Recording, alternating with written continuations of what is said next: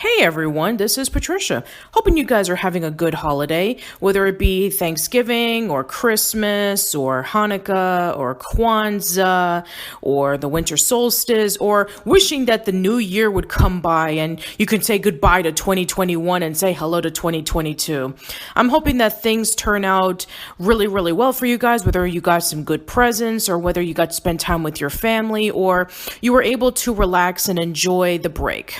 As for me, my holiday didn't exactly go 100% as planned, but it turned out wonderfully in the end. So, for those who didn't tune into the season 2 finale of Arun and Patricia, the weekly podcast series where Aaron Mehta from the Aaron Mehta Show and I talk about various pop culture news and do episode recaps on shows, which we'll get to in a moment, I was originally supposed to go over to the UK to visit Aaron and spend the Christmas holiday season with him and his family. But due to the Omicron COVID-19 virus spreading around like crazy, our plans were canceled and we weren't able to go. But Aaron was able to surprise me with a marriage proposal and I said yes.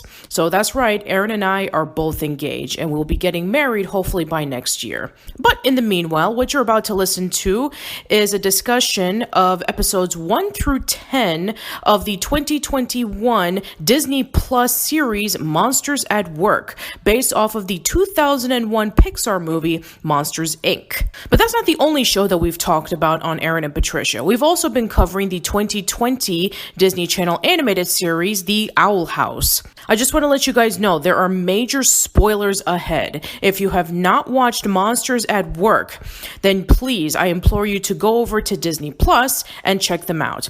If you want a more condensed version of our discussion of Monsters at Work as soon as you're done watching the stuff on Disney Plus, then you can check out the episode of Pix Mix that Aaron and I did, where we basically just did a quick summary of the episodes that you're about to listen to us discussing about. But if you did catch up, then sit back, relax, and enjoy. So, let's talk about Monsters at Work.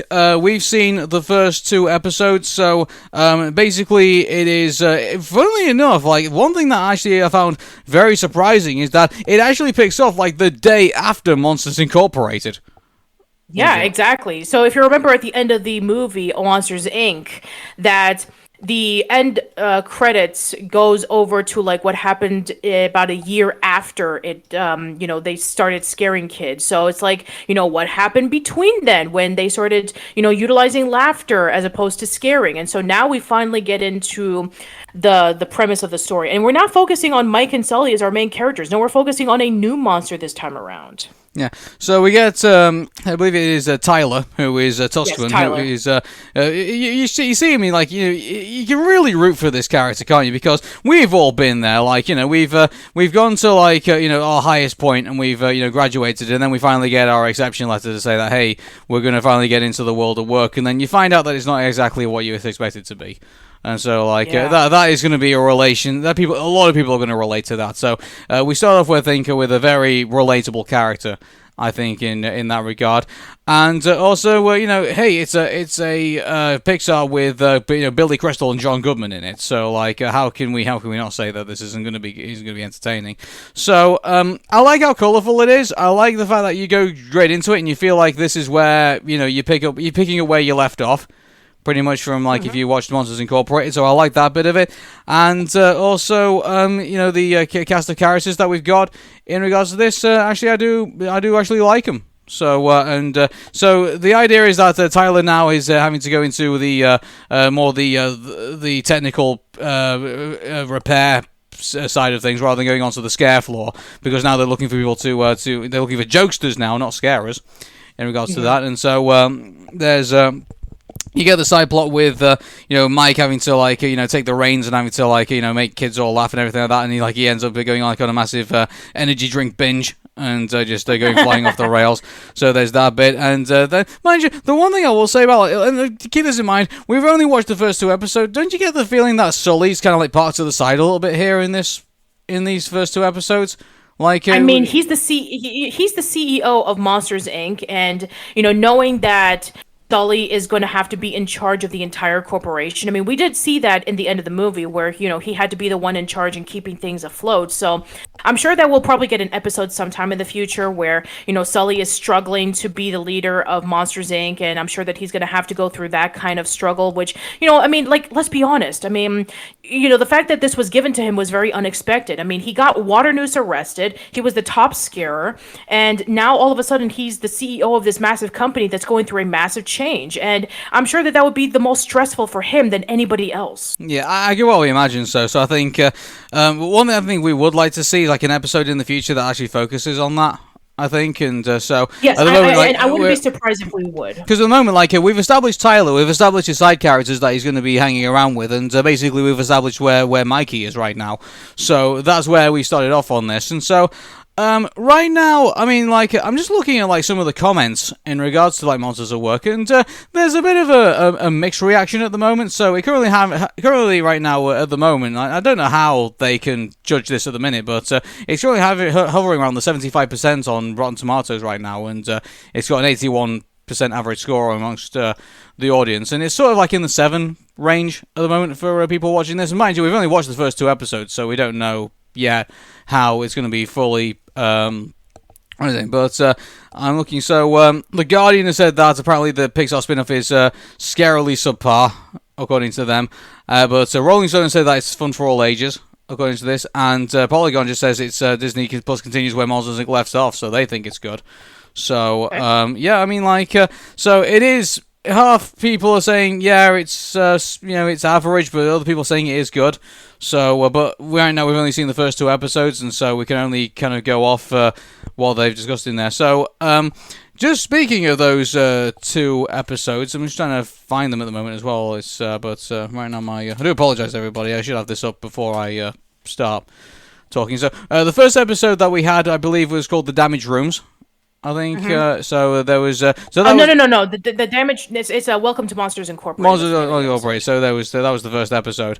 So yeah. So basically, we end up with Tyler, making the transformation from Monsters University over to Monsters Incorporated, and yeah, he ends up finding out that they're now not looking for scarers anymore; they're looking for jokesters, and he finds.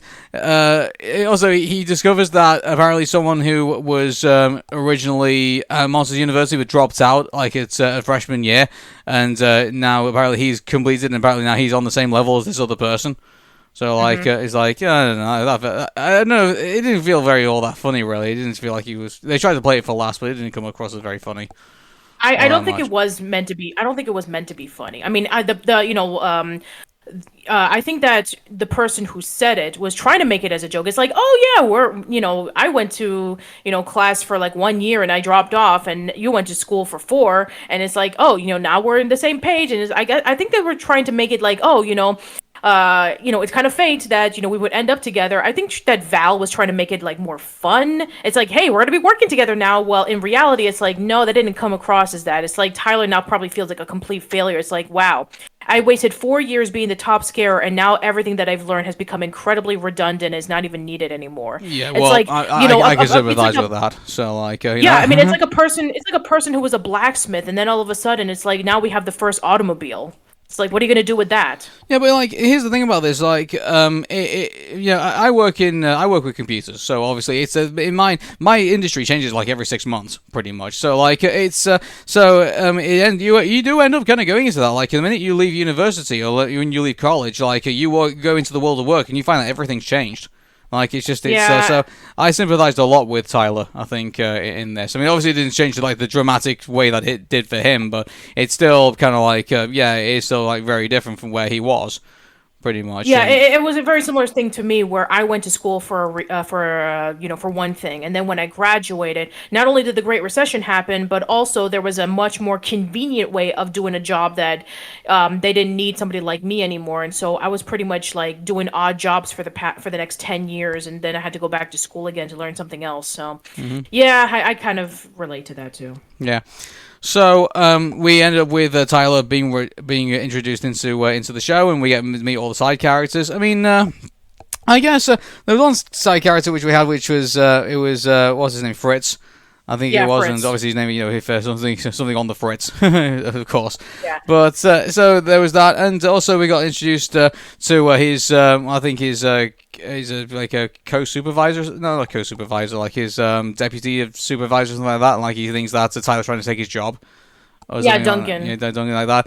And so, it's where we get introduced to all these characters, and it's I mean, I say it's an average way, I think I would say, to introduce a show, but I mean, it wasn't like wow, like like hey, we've got this like massive show. I don't think we got all that much of a laugh. I don't think until the second episode. I think until we got meet Yeah. Mift, and then we got more of Yeah. an introduction to like what was going on. So. Yeah, I think that's what disappointed a lot of critics who saw it. It's like, yeah, I mean, they didn't expect that it was going to be going in this direction. I wouldn't be surprised if maybe they were going into this fresh and thinking, like, why is it going in this direction? Why aren't we focusing on Mike and Sully? So I wouldn't be surprised if, that were to be the case. And yeah, the first episode is definitely a hit at home for those who have been struggling with school and then have going through like major debt, and then all of a sudden they have to work on this low class job at a place that you dreamed of working on because the thing that you were trained for 4 years is now become pretty irrelevant and obsolete. So it does really hit home. And then the second episode, which continues right off after the first episode, where Mike starts off the comedian class, and good for Mike, because as we saw in Monsters University, he was never really good at scaring, and so the fact that he's like top bill CEO, vice president, whatever it is that they decide to call him, and then he's the one training the new workers to be comedians, and it's like, hey, good for him. He was able to finally make his dream a reality after all. But I do like the fact that he starts like working overtime, and then he has to take like not only coffee but this 36.5 hour energy drink so that he can keep scaring. And not only that, also sees his comedy class and do all the things that he's supposed to do as someone who's in charge of the company. So. Yeah, and then Tyler goes into like through this initiation, which kind of reminds me of that initiation that Nemo had to go through in Finding Nemo, so that he can be alongside with the tank fish. So I thought that was like a nice little touch right there, and also the fact that one of the characters, Banana Bread, apparently is really funny, and so Miss Flint decides to bring it up to being a jokester. So it's like, good for him. That's awesome. Yeah, and so basically, I'm just looking at the arc that we're going on here. There's part of me that believes that Tyler is probably saying, "Oh, I'm going to be here temporarily," but then he realizes how he basically gets to know his colleagues a lot better, and he starts maybe starting to enjoy his job more, and maybe he ends up kind of like maybe deciding like, he gets the opportunity to actually be a jokester, but then decides to turn it down and stay down in the in Mift. I don't know. So Either. I mean, we'll just have to wait and see what happens. I mean, right now, from what we can see, I think that there's going to be about like 10 episodes in this season. So we don't know how that's going to turn out. We'll see if they're able to make more episodes. But yeah, this is something completely new for Pixar. They haven't made an animated series based off of one of their movies in 20 years. Not since Buzz Lightyear: A Star Command. So let's see how Monsters at Work works out. and you can say that this is the first 3D series I think that they've done, because Buzz Lightyear: Star Command, if you remember, was a 2D animated show. So Yeah, you're right. Exactly. And I get what the direction was. It's like it was akin to like a Saturday morning cartoon, based off of the toys. So yeah, I mean, I'm really now that I'm thinking about it, if Monsters at Work does really really well, I would love to see, I mean, I think did we talk about this, Aaron, about like what movies we would like the Pixar movies we would like to see animated series? We did talk about this, actually. yeah, I remember. I said because I would like to see them do The Incredibles. The Incredibles will be a great animated series, I Yes. think. And Yes, I remember we did talk about this. So, yeah, if we want to see Monsters at Work do really well, then maybe there will be a possibility we'll get more animated series based off of Pixar movies. yeah, who knows? We might get them. So Yeah. So I'm actually curious. I mean, the episodes are going to be coming out on a weekly basis. So should we start covering them once a week, just like we're doing the Owl House? yeah, I think we can give it a go. And we'll just if anything interesting happens, we'll definitely let you know. So Yeah, but, and then when we're done with season 1, then we'll talk about it in Pixmix. yeah, because at the minute, like, I think one criticism I will have for Monsters at Work at the moment is that I think while it has started off interesting, like, we've got the familiarity of the characters and everything like that. I don't know. I think I'm looking to see what they do with, like, the next couple of episodes, because I think they really need to build on what they've got at the moment. Because at the minute, there's not. I mean, it's fun, obviously, hanging out with Mike and Sully again, and Rose now. Ross is no longer there anymore. We know she's actually the in charge of the CDA, so she's obviously gone away and left Rose as in her position, who's her sister. So I'm interested to see how they develop that, and I just think they've got some. I don't know. I just feel like they need to flesh out the factory a bit more. I think they've shown how Mift kind of like operate. Like they've shown a bit more like how the technology works and things like that. So there's some world building going on, but I think there needs to be a little bit more. And so let's see what happens in the next couple of episodes. Yeah, we'll definitely see what happens, and we'll see how Tyler is able to, constantly train to be a jokester, and we'll see, how well that turns out when, maybe he eventually has to make the decision of whether he wants to be a member of Mift or if he wants to be a jokester. Yeah, well, so, I mean, we've got a character to root for, so that's a positive.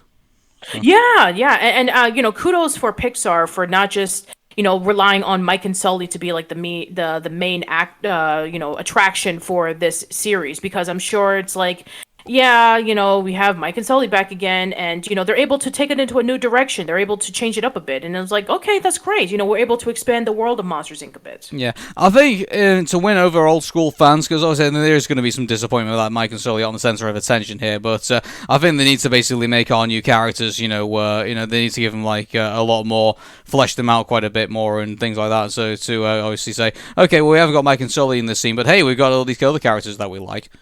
Yeah, I mean, you have to remember that Monsters Inc. is about 20 years old, and there's a lot of kids who grew up with it, and you have to understand, I'm sure that, Monsters at Work, they're going to be looking at it with a much more critical eye than just an average fan. Mm-hmm. Okay, let's start with Monsters at Work, episode 3. So, this is an episode which features them seeing what would happen if they actually damaged the one of the bedrooms.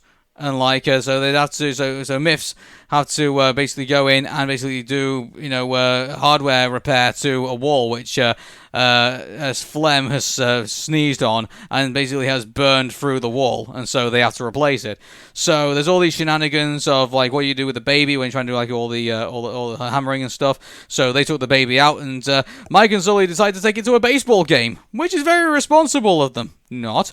And so while all that's going on, we have the dynamic of our two characters, RJ and I think it's Troy. I think it is. I'm still trying to remember the names of people, but they are still going through like their back and forth of like. By the way, that's still going on. Their back and forth about talking with each other at Monsters University, when in actual fact they only like ever shared one conversation, and then finally. Wait. Are you talking about Are you talking about Tyler and Val? Tyler and Val, yeah. Sorry, I don't know why I said RJ. But, yeah, anyway, but yeah, Tyler and Val, I mean, Val is still going about like, oh, do you remember in Monsters University when we, did this thing in class, or, remember like this thing? And he's like, no, I don't remember. And I guess it makes a lot of sense considering that, number one, they were only in one class together, and number two, she was only there for 1 year before she dropped out. So yeah, I mean, you have this whole thing about, like, her bringing back memories of things that, I mean, we don't even know if it actually happened, but then we'll talk about that later on. And then, Tyler's just trying to, get his footing in with working at Mift with, like, all the mechanics and stuff like that. So he doesn't exactly do a very good job with, like, getting the duct tape out, or, like, tripping and falling and things, or setting off things that, kind of like brings the characters in trouble. And then Duncan comes along and says, oh, I'm your supervisor. I'm going to keep an eye on you. It's like, really? Come on, dude. And then, of course, Cutter's the one who basically just saves the day. And, she's the one who kind of like patches the hole. She's the one who, tries to help out Tyler with like, what to do in terms of like getting the wall fixed. She's the one who even activates the door again. So yeah, Cutter's technically the hero of this episode. Yeah.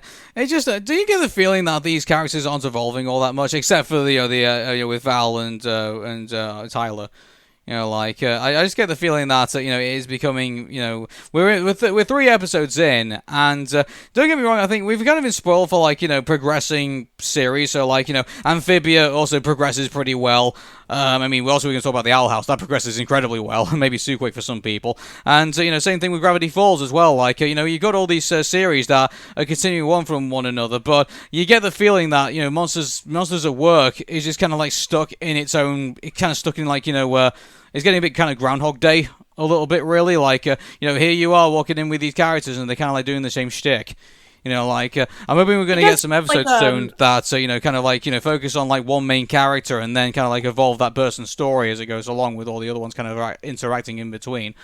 And we kind of got that bit with Troy and Val, but with everybody else, and it's as well. I mean, I don't know, the whole thing of Mike and Sully going to a baseball game, and then Mike getting in a fight with an opposing fan. That didn't really progress anything, did it? I mean, it definitely did bring me back memories of when I was a kid living in New York, and there was always the discussions about who's better, the Mets or the Yankees. So that brought back memories for me when my dad would take me over to baseball games in Yankee Stadium. Yeah, well, I mean, there's, I guess, for you personally, there's sentimental value in that, but there's a lot of people who haven't got into fights at baseball games. Yeah. Especially if the Red Sox come in, then we're gonna have a blood. Yeah, but I'm just confused that someone from Britain, who has basically spent his entire time in stadiums with segmented fans. So the away fans will be over at the other side of the stadium, all the home sound fans will all be the other places. I don't get my head around that. I really don't.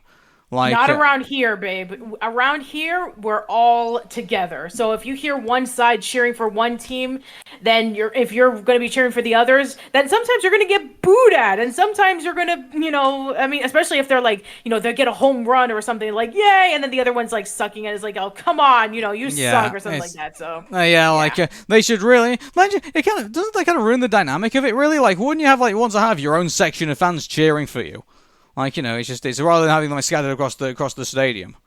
Well, to be fair, I haven't been to a baseball game in so long. I went to this baseball game around the late 90s, so maybe the dynamic has changed since then. But yeah, I mean, I guess for some people, it's kind of the fun, where you have this bit of a disagreement or argument about this. But yeah, it is kind of annoying. And yeah, it doesn't, I mean, other than that, my personal, love of baseball, yeah, it doesn't really progress the story. The only reason why they're at the baseball game in the first place is because the Mift team are working on the hole in the wall so that they can be able to patch it up. And so they have the baby, and, they're trying to, keep it asleep while, they're out of this baseball game. And then there's this whole thing about Mike not getting attached to this baby, very similar to how Sully was attached to Boo in the movie. Yeah, I mean, we were even talking about this, when we were watching the episode. It's you really actually need to know about Monsters, Inc. before you jump into Monsters at Work, because there's a lot of references and little touches to, quotable lines that people who watch it outside of the movie won't get. Yeah, that's what goes against this. You should be able to watch this series without having to kind of know what Monsters, Inc. is. And I get I think there is an expectation that everyone needs to kind of do their research on Monsters, Inc. before watching this show, which isn't necessarily a good thing. No, it's not. It was one of the cons that we brought up when we were discussing about the Jungle movie. Yeah. So, unfortunately, this episode, I mean, I guess now, Troy and Val, I guess, are going to have a bit more of a close relationship now. I guess, as long as, Val's not grossing people out. But, it just, I don't know. I just feel like we was out this episode with not much achieved, really. So... And Tyler is still trying to get his footing in the door of learning how to be a Mift member with, him learning how to fix things. I get that. And, the relationship between Tyler and Val is starting to build up. And we even got that moment where Val is saying, the only reason why I was bringing up those false memories was because I remember when I first met you, and then you said to me, is the seat taken? And she was happy because nobody knew her in Monsters University, which is one of the many reasons why she left. And then he actually did remember that, saying, yes, I remember. And, I said, and then you said to me, best seat in the house. And then, they talked about their favorite candy and all that kind of stuff. So, there is somewhat of a friendship being built, but not really that much. And also with Mike and Sully, it's we know that they're the CEOs of Monsters Inc. and we know that we were gonna have like this how you call it, like they're gonna be like some episodes where they're not gonna work at Monsters Inc. They're gonna take a break from the comedy class and making sure that the power doesn't go off. But I guess this is more like, seeing Mike and Sully doing regular things again. And, kind of like a little bit of a reversal where, Mike is, taking care of this baby who he calls Snow and, because she's Snore. snoring. Snore, yeah, snore. And, he doesn't want to build an attachment to it. And he even sings a lullaby where it's basically saying like, I don't care about you. I'm not, tickled by your toes, and I don't care about your laugh or anything like that. So he's trying his very best to like stay away from this because he knew what happened to Sully with Boo. So he's trying to stay far away from building an attachment to this child. But he kind of does when when the giant monster who's rooting for the other team kind of gets in the way. But it was more for the like of, oh, he's a weenie and he's rooting for the other team as opposed to like the baby. So, there's that. But other than that, yeah, this episode was a bit of a letdown. I mean, we didn't really get any new information outside of things that we already saw. I mean, they are building up that, Tyler is not very good at being a Mift member, but we kind of already knew that from the first two episodes. So, I mean, I guess this was kind of like more of a downplayed episode where we get to see more of Mike and Sully, but yeah, kind of a disappointment. So yeah, I would say skip this one. Yeah. So, unfortunately, let's hope for more production in the next episode. I mean, to be honest, someone over at Monsters at Work production really needs to, like, knock on, like, Alex Misich's door or, Dana Terrace's door and say, hey, or at least, give him a Teams call, like, Pandemic or something like that, but, say, hey, how do we progress these characters? Like, these people need to know how to do it better than, whoever's writing Monsters at Work right now. I know that's sad to say, but unfortunately, that's how we feel about it. So. Well, I mean, you have to remember that this is the first time in 20 years that they're doing an animated series. So they've been hitting out of the park with their movies, but writing, stories for movies and writing stories for TV shows are completely different. Yeah. So, yeah, I think that they're trying to get themselves back in the game in terms of that. And if they really want to, be successful enough to do more animated series based off of their movies, like The Incredibles or something else, it's like, yeah, they really need to like be updated in terms of how to write stories for television nowadays, because the stuff that they're writing for television is something that you would probably see like maybe 20 or even 10 years ago. But nowadays, television shows are all about lore. They're all about character development. They're all about character interaction. They're all about progressing the stories. They're all about, seeing the character one way and then episode 50 something, they're completely different than what they were before. I mean, sure, you could have self-contained stories that are more wholesome and more charming, absolutely. But yeah, I think that for the most part with Monsters at Work, the fact that the Monsters Inc. world, the Monstropolis world, is so massive that you can tell any type of story, and they're still limited to, once again, with Monsters Inc. and, not really that much. I mean, it's so much potential that you have. You have Mike and Sully who are trying to completely change the way Monsters Inc. was from, scaring to laughter. It's like, and then you have like focusing on a new monster who went from being a college graduate to learning to be a scarer to now working as a mechanic. So it's like there's a lot of things you can tell here, and I'm hoping that the next few episodes, take advantage of that. Yeah. Right, we are going to talk about the fourth episode of Monsters at Work, and I got to be honest with everybody, I'm really trying to give this a chance. I really am, but this is the episode where I just didn't laugh. No, I didn't laugh either. Yeah. In fact, I would argue that this episode was even more pointless than the one we talked about last week. Yeah, it's like, so, we're introduced to this character called Gary, who basically is just a reskinned Mike. And so Yes. he basically lays down a challenge to Mike Wazowski that there's going to be this bowling competition that's going to be going on. And so Mike then decides that he's going to put the Mift team up against Gary's team in the tournament, and basically they are going to whoever basically loses out of this tournament is going to have to be their butler and give them loads of money and goodness knows what else. It's just stuff I just didn't care about. And so they end up being put in this team, and you're giving the impression that these guys can actually bowl, and actually they are good at bowling, but then you find out that, no, they actually suck. And Yeah. so it just wasn't funny about how they built that up, and then they realized like it just kind of felt like they're building this up to be like, oh yeah, that they're not going to be very good.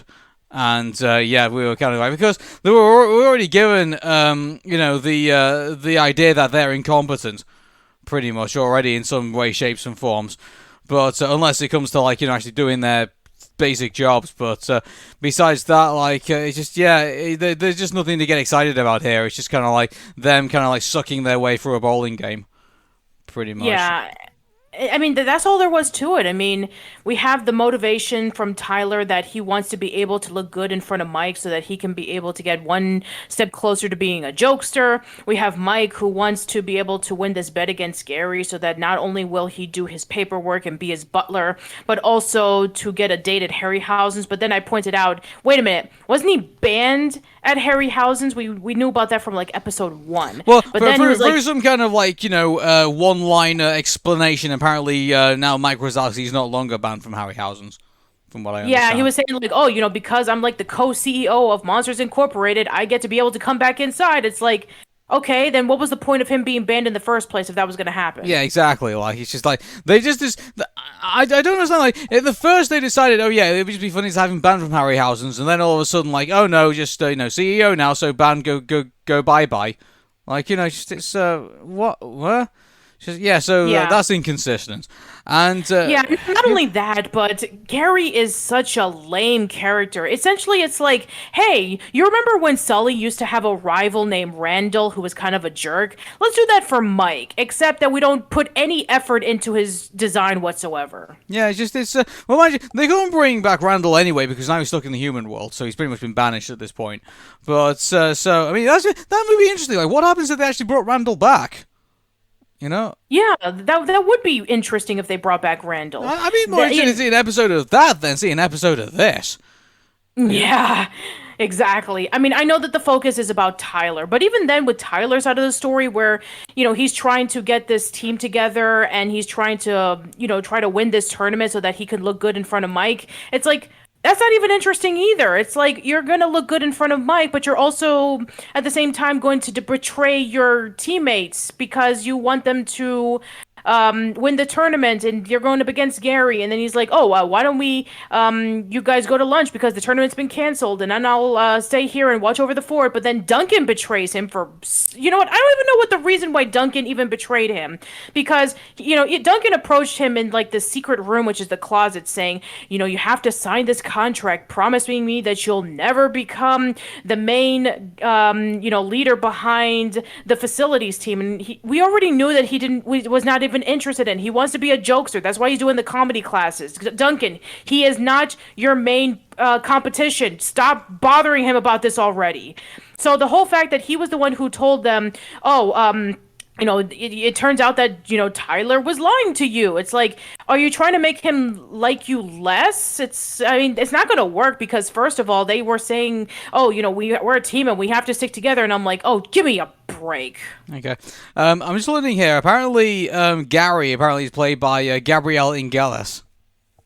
Oh, Gabriel! Yes, I know it is played by Gabriel Iglesias. I know that, and he is a hilarious comedian. By the way, he is fantastic. I've seen his stand-up routines on TV, Netflix. I was even there in person at one of them, watching it with my family, and everybody just laughed off the floor. He is a fantastic stand-up comedian. And so the fact that he had to play like this lame version of Randall, but except look like Mike, but with a blue tint on, it was a massive disappointment. It's like, this is Gabriel Iglesias we're talking about. He's not even Randall. He's just a reskinned Mike. Exactly, and the worst part of it is he's not funny. Yeah, they should have sat him down and say, "Hey, Gabriel, what type of jokes would you do in this situation?" And then just let him ad lib. And then just put it into the episode.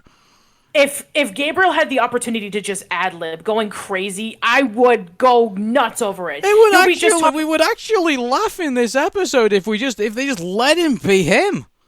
Yeah, they did the same thing with Robin Williams, and they did the same thing with James Wood. So yeah, take a comedian who's very well known and making people laugh, and just let him do whatever he wants. It's like that would have been gold right there. Yeah, it's just it's.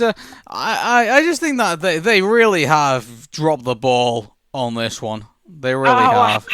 get it, bowling ball. Ha ha Yeah, ha. yeah. Oh, yeah. I didn't even intentionally make that joke. I seriously say they have dropped the ball on this one. They really have. This Like, episode sucked. yeah, By it the way, wasn't. it Even wasn't funny. even the segment at the end, like that whole Mike joke thing, wasn't even funny either. Like, Yeah, I mean, the last one was actually pretty funny, where, Mike was like trying to show them how to do the whoopee cushion, and then when he sat on it, and then the monster said, "You killed it." That was actually funny. that was But funny, yeah. yeah, But yeah, but the having Gabriel basically just kind of like razz Mike, in that whole thing and not have like a payoff for it, like it just didn't work, you know. No, not only did it not work, but it wasn't funny. I mean, in fact, we actually, as soon as we were done watching this episode, we actually switched over to Gravity Falls. And then by the first minute, we were laughing of the jokes that Grunkle Stan did. So it's like, no, it's not that, we didn't appreciate the jokes that Monsters Inc. was throwing at us. It just wasn't funny at all. No.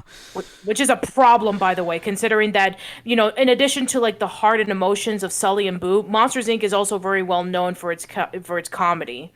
So that's a problem. Yeah, I just think that I think Monsters at Work right now, it works for its physical humor and its explanation of the physical humor, but it doesn't work when they're trying to tell the jokes themselves. Yeah, like when you actually have comedians actually playing these characters, and like what the comedians are doing isn't written well. Like at what point do you turn around and say, maybe we should let the comedians kind of like ad lib their own stuff, and maybe we should just animate around it, and that would make it funnier. I'd rather have that at that point. Yeah, I mean, it would be like the Angry Beavers, in which, Mitch Shower let Mick Mackay and Richard Horvitz do ad libs, and then they just animated around that. Oh, like that was that. Yeah, that's what made the Angry Beavers fun in a way. Yeah, exactly. Exactly. So, yeah. So unfortunately, everybody. I mean, not much to write home about really with Monsters at Work. Like, I mean, I really hope this isn't going to be one of those series where it gets. I mean, even then, like, I mean, it was kind of a bit flat when it was when we were first starting off, and now we're here. It's like it kind of makes me dread for like the next episode. It really does. Yeah, I mean, the first time that we were watching the series, we were actually excited because it was sounding like a really cool concept. It's like you have this monster who was training for 4 years in Monsters University. He becomes a scarer, and then all of a sudden they don't do scaring anymore. And now he has to, learn how to do something else from the ground up, and now he's put into a low-class job. And so, what's his story going to be like? And then with Mike and Sully, it's like now that they brought in laughter into this job as opposed to scaring, now they have to redo the whole company from scratch. And we saw from that epilogue in the movie that it worked out great for them. So I would love to see what happened in between there. But if the stories are going to be like this, it's like, I mean, we know that the story's going to be 10 episodes, the show's going to be 10 episodes, at least from the first season. I don't know if they're going to have a season 2 yet. But if it keeps on going like this, I'm sorry. I'm kind of hesitating on like wanting to see more Pixar series if it's going to go into this direction. Well, I mean, like, I don't think this is going to be like it should be the death nail of Pixar series. I mean, like, I think maybe they should put Monsters at Work to one side, and maybe they should look at The Incredibles. Maybe it's their next TV series. I think, and see if they can do something with that. Because I just think at the moment, I just don't think Monsters at Work is working. Ironically enough. Yeah, I mean, I hope it doesn't go into the cliche route about like Tyler loves being a Mift member, and then that he wants to be eventually in charge when Fritz decides to retire, and then Duncan pulls up the contract saying, you signed this contract, you're not supposed to be in charge anymore, and then there's like some sort of loophole with Mike and Sully. I wouldn't be surprised if they went in that direction, but yeah, I mean, the stuff that they're doing right now has just been pretty predictable and boring and not really that interesting to watch. I mean, we haven't been invested whatsoever with any of the characters or any of the stories, and this is really concerning for me. So yeah, this episode was terrible. I'm sorry. Don't watch it. Don't even bother mind with you, it. like, there's no besides that contract signing, which might play into an early episode. There's nothing really else to write home about. Really? No, I mean, yeah, I mean, everything else other than just, we're probably going to see Gary again, considering that, he and Mike have a rivalry, so there's there's one. And also maybe Tyler will get closer to the Mift members, which, yay. I mean, it's not like not I mean, I don't really care about any of them to be quite I can't honest. even So remember their names anymore. That's I I mean mean, like. there's Fritz, Val, Cutter, and Duncan, and Yeah, then but Banana babe, Bread. well, you had to remind me of them. Like, it's like, like True. I that. did have to remind you of That's that. where we are right now. It's just like, yeah, like, yeah, that's just where we are right now. So, Yeah, okay. I mean, I'm hoping that now. Here's the thing. I'm hoping that they'll do what they did with like shows that I've seen in recent years, where yes, it starts off very slow, but then it gets so much better later on. Like, I mean, I kind of felt the same way about like Adventure Time, Steven Universe, Gravity Falls, The Owl House, in which it started off pretty slow, but then when they got things going, it really started to get good.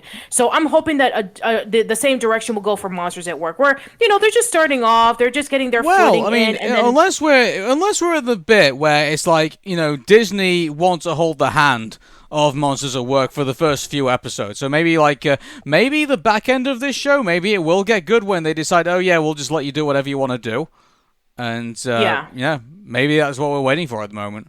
I don't know. Yeah, well, I'm hoping that we get that soon because we're almost halfway done with season one, and Well, if you so remember, far, we were halfway through the Owl House, and then all of a sudden, business started to pick up when we started to get to the point where, we were facing with Ida being turned to stone. So, well, I mean that is true, but we do know the reason why that happened was because Dana Terrace was, stopped by executive meddling from Disney to tell the stories that she wanted to. But So exactly, we yeah. know But the reason. that's what I'm saying. That's what we're waiting for here. Maybe we're probably not going to get anything after episode 5. Maybe, maybe. I mean, how many episodes have we got to go at the moment of We Monsters at have Work? 6 more to go. 6 more to go. Oh, exactly, yeah. So maybe when we get to episode 7, maybe, maybe it'll start to get a bit better. Maybe I'm not too sure. So Yeah. maybe what we're looking at here is maybe this is Pixar being handheld by Disney, saying, okay, this is like your first proper series. We want in on it just for now, and then once we start to believe that you can, do this, the way that we think you can do it, then we'll let you go off and do what you want. I think Disney seems to have this. Maybe we're going to see that with the Ghost and Molly McGee. Molly McGee, Yeah. maybe we're going to see that with other Disney series. Maybe it's going to be Disney handholding, for the first few episodes to establish things, and then after that they'll just let them on their way. Yeah, I'm still hoping to see some more decent episodes of Monsters at Work, but right now, yeah, they haven't been really impressing me. No. First off, let's talk about Monsters at Work, and oh, good grief, this show just continues to not be funny, and just continues to, really push characters down our throats, which we just can't either relate to, or we don't really want to, feel any sympathy for. It's just, so in this episode, Fritz goes on vacation through a door that he shouldn't be going through, and so that's the whole thing. And then Duncan gets put in charge as temporary supervisor, which Val puts him into because they spin like some kind of like wacky wheel, and they decide who's going to be temporary supervisor. It's like, is that supposed to be hilarious in some way? I have no idea. But Val ends up being chosen as the supervisor, but she decides to rig the wheel to put it in Duncan's favor. So Duncan ends up being the supervisor, and he ends up being an asshole, as we all kind of like going in the show. And he keeps going on with this whole fucking trope about wanting to be the, Troy is trying to become, the head supervisor of this group that he doesn't want to be part of, and he's made it clear time and time and time again that he doesn't want to be there, and he wants to be one of the laughers on the laugh floor. And Duncan just doesn't. Oh, he's insufferable. This character, he really is, and there's nothing funny about him just constantly going on about something that he ends up having to be corrected over and over and over again. It's infuriating now. Stop. Yes, it's getting old. By the way, I mean he even It was all Tyler 2 mentioned episodes ago.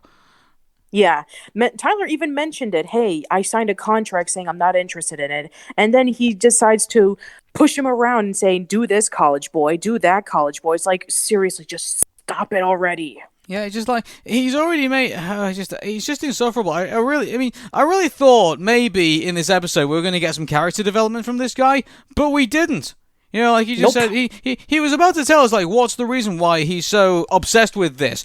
And, like, he was about to say something, and then he just decides not to say anything. And he's just like, it's so infuriating. I mean, compared to what we're about to talk about, you know, in the next bit of this spoiler, you know, section. But, I mean, like, that's, you know, the Owl House is moving at a way better pace. And you can say it's moving too fast, but at least it's moving at a pace. Whereas, you know, Monsters at Work is just crawling, just painfully crawling. You know, through shards of glass. Yeah, and you want to know what the worst part is? It's in the middle of its first season. Kill me. It's just have you and I learned anything about our characters? No, nothing. No. Not from the first 2 episodes that we've seen them in. We've learned nothing. We don't know about their backstories. We don't know about their main motivations. We don't even know anything about them that we haven't seen already. It's getting really infuriating. And I know what we said last week. Maybe, you know, Disney is like holding them back of what kind of stories they could tell. And, you know, maybe like later on they'll develop better stories. But I'm starting to question if that's even true or not. I mean, this entire episode was just infuriating. I mean, the whole situation with, you know, the fact that the 2 guys, like, who are keeping doors that are supposed to be shredded, but now they're just illegally having them around so that monsters can take vacations. Okay, that's strike 1. Strike 2, you would think that Duncan would become more of a, you know, sympathetic character, like where he becomes like a jerk at first, but then you start learning about why he wants to become the leader of this. Maybe because you know, he wants to make his parents proud, or maybe he's trying to prove himself. We don't know anything. That's strike 2. Strike 3 is that, you know, we have, you know, Cutter, who wants to play a joke on Duncan, saying, hey, you need to empty out all of these you know, scare containers, and, you know, even one bit of it can launch a monster across the room. And so Tyler decides to do it, and then it just causes a major disaster. And so guess what? Everybody should have been blamed for this. Val should have been blamed because she decided to give her position to Duncan. Duncan should have been blamed for this because he was supposed to be the one in charge and he just screwed everything up. Cutter should have been blamed for this because she was the one who gave Tyler the idea of letting out the steam for the monster screaming container. And Tyler should have been blamed for this because he didn't pull out the container that was trapped in the wall, and the inspector got himself knocked over, and so they decided to just throw him into the room where Fritz was taking his vacation. So yeah, in this normal situation, everybody should have been fired. I've been calling him Troy instead of Tyler, haven't I? I just realised. Yes, yeah, his name is Tyler. Troy. Yeah, that's how much I'm so uninvested in these characters. Like, it's like, you know, after everything that's happened, I really wish these characters would just be, you know, fired, banished, go away. You know, like, they were really close of it too. They were close of being terminated. Yeah, but let's just get rid of them and just focus on Mike and Sully. You know, just like at least their characters. I mean, mind you, I mean, even Mike Wazowski. I mean, like, you know, when he was trying to bribe the whole, you know, the audit guy, like, you know, trying to stop them from being shut down. At least that's something you think, well, maybe that's a bit excessive for what Mike Wazowski would do. But it's like, you know, it's at least, you know, we can laugh at Mike Wazowski and we can laugh somewhat at Sully. You know, because obviously we're used to them. You know, obviously watching them as characters through, you know, the movies, but I can't, you know, you can't just throw new characters in, not develop them, not do anything with them that is of substance, and then expect them to find either something relatable or funny with them. Like, you know, like that whole inspector who came in, like, he had more character development in that episode than the whole freaking show cast in like half the season. Like, first of all, we knew that he hasn't been taking a break in 20 years. We knew he had 8 eyes that he usually carries around so he can be able to inspect every single corner. We knew he's a bit of a stiff because he takes his job very seriously. And we know that he can be able to be a little bit more relaxed once he has the time to take some time off. Yeah, I mean, the priorities of these writers is wrong. 100% wrong. You should not be giving progression to side characters or like guest characters that come in for the show. You know, like your main aim here is to progress these characters who are going to be repeatedly coming on your show on a regular basis. These are the people we care about. The side character who comes in, or like, you know, the waiter at Harryhausen's, or like all the other characters who just come in who, you know, we don't care about these people. They're there just to drive the story, you know, on the sides. The main people in the middle of this story is who you're supposed to be focused on, and you're not focused on them. You're just not. And instead, you're just repeating the same traits of them over and over and over again. We know that Duncan wants to be the one who supervises Mift. We know that Val is supposed to be like the cheery, bubbly character. We know that Cutter's the one who's taking her job seriously. We know that Tyler wants to be the one to, you know, leave Mift and go be a jokester because he Monsters University to become a scarer, and now scaring's become irrelevant. We know this stuff already. Tell us something new. Yeah. So, unfortunately, guys, you know, another episode, another miss. You know, it's like... You know what? I don't know which episode was worse. The last two episodes where we talked about, okay, nothing is progressing and it was boring, but this one was just frustrating and so irritating. I might even say this, but I think this is the worst episode we've seen yet. And it could probably still get worse. Yeah. So Jeez. we're basically right now covering. You know what's even sadder, by the way. Well, the reason why we thought that this episode was hilarious was because I currently am going through conjunctivitis. Oh yeah, and all the eyeballs going around. So I thought that yes. I apologize to my sweetheart here. I thought it was just hilarious because she's going through that, and these eyeballs are all going around. I thought this would be a very painful episode for her. It was literally painful for multiple reasons. Not because my eyelid is swollen, but because the episode was infuriating to watch because all the characters sucked. None of the jokes landed. And even with the stuff with like Mike's comedy class, I mean, it was just him trying to explain what a knock-knock joke was, but they're taking it too literally. It's like... do you know what the worst thing? Like, the comedy class stuff was kind of like what we were holding on to for like a laugh. And now that's not funny anymore. Nope. Not even in the slightest. It's like, okay, we get it. These monsters are taking, you know, human jokes way too literally. We get it. And then, you know, he has to be taken in a stretcher saying, it's a simple thing. You say knock knock. You say who's there. You say orange. And then they're like, but you're green. It's like, oh my God, just please end. Yeah. It's not a good episode. It just no. isn't. And my biggest fear is that don't you get the feeling that this show's getting worse as we go along?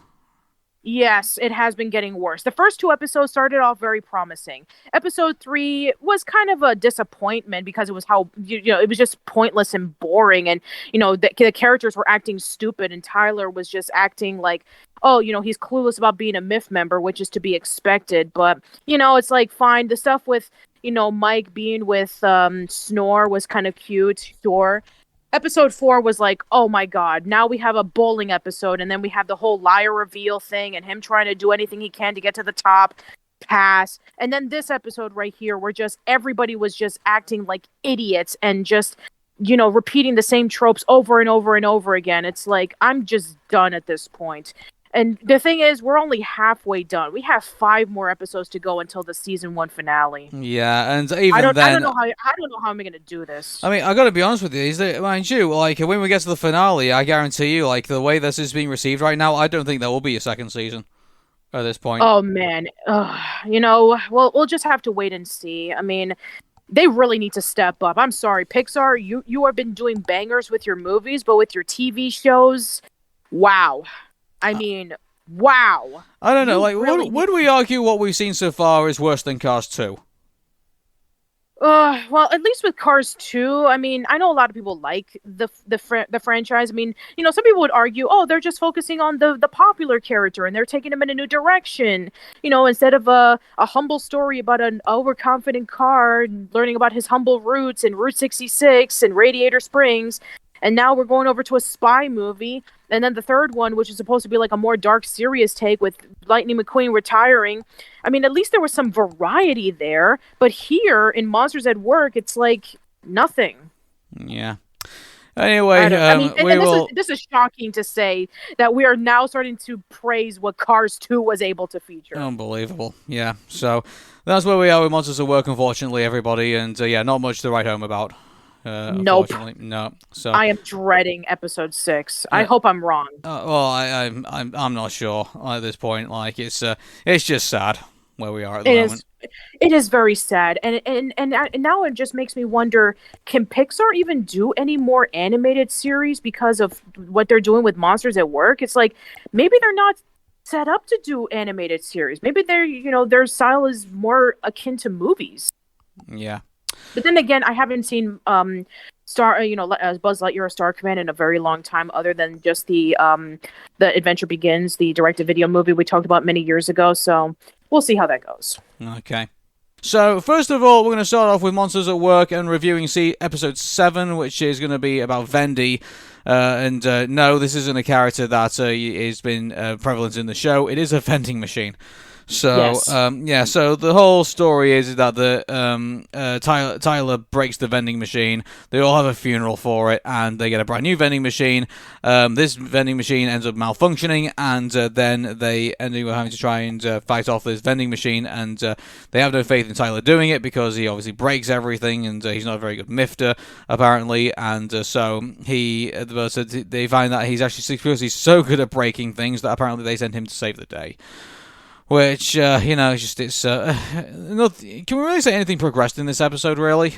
I mean, we got introduced to a vending machine character somewhat that was kind of relevant to Mift. And then Fritz was really upset about it. But other than that, no. I mean, we have another side plot involving with Mike and Sully trying to boost morale at Monsters, Inc., and Mike goes overboard by spending money on just a bunch of things that are, that he thinks is high morale, like buying foosball tables and fine art and giving everybody money. So it's like, I mean, you're spending, I know what he's trying to do. He's trying to boost up morale so that they can be able to keep the company afloat, which, okay, that's fine, but he's doing it in all the wrong ways. I mean, he almost jeopardized the company. And if it wasn't for the fact that, morale has been boosted and we got more laughs again, it's like, yeah, but that still should have been cause for major repercussions, because is any of this stuff even necessary? I can see the foosball Mike table. Wazowski steals money from his own best friend to pay all his workers. I'm sorry. That sounds really, really awful. It does sound awful, yeah. And I know what he's saying, but it's for the benefit of the company. But it's okay, benefit of the company, but you remember that Mr. Water News, he almost stole Boo and was about to kill and kidnap her because, he didn't want the company to go down. So it's okay, now you're going to be stealing money from your best friend for the good of the company? I mean, come on, Mike. That's bad even for you. Yeah, it is. And so, mind you, this whole show is just going downhill pretty much at this point. It's just... I would admit that it's not as bad as last week's episode. Well, but it's still not very good. It's still not very good, no. But I just feel like we're just kind of not... There's no episode I can't say that I can point to and say that, yeah, this is the episode you should watch to, get the best out of the show. Other than the first 2 episodes. Well, even then, the first 2 episodes are kind of we're funny in in a mean-spirited way, but then you kind of they kind of lose their spectacle after a while. I think with at least for the first 2 episodes for me, it was just kind of it's great to see Monsters Inc. back. Hey, we got some new stuff here, and then that's kind of lost its sparkle a little bit now for me, and now it just kind of feels this is a show about what happened after Monsters Incorporated, and it's not very good. Yeah, that's how I feel. The thing of it is that there was even this bit of a conflict. It's oh man, because of budget cuts, somebody's going to be leaving Mift.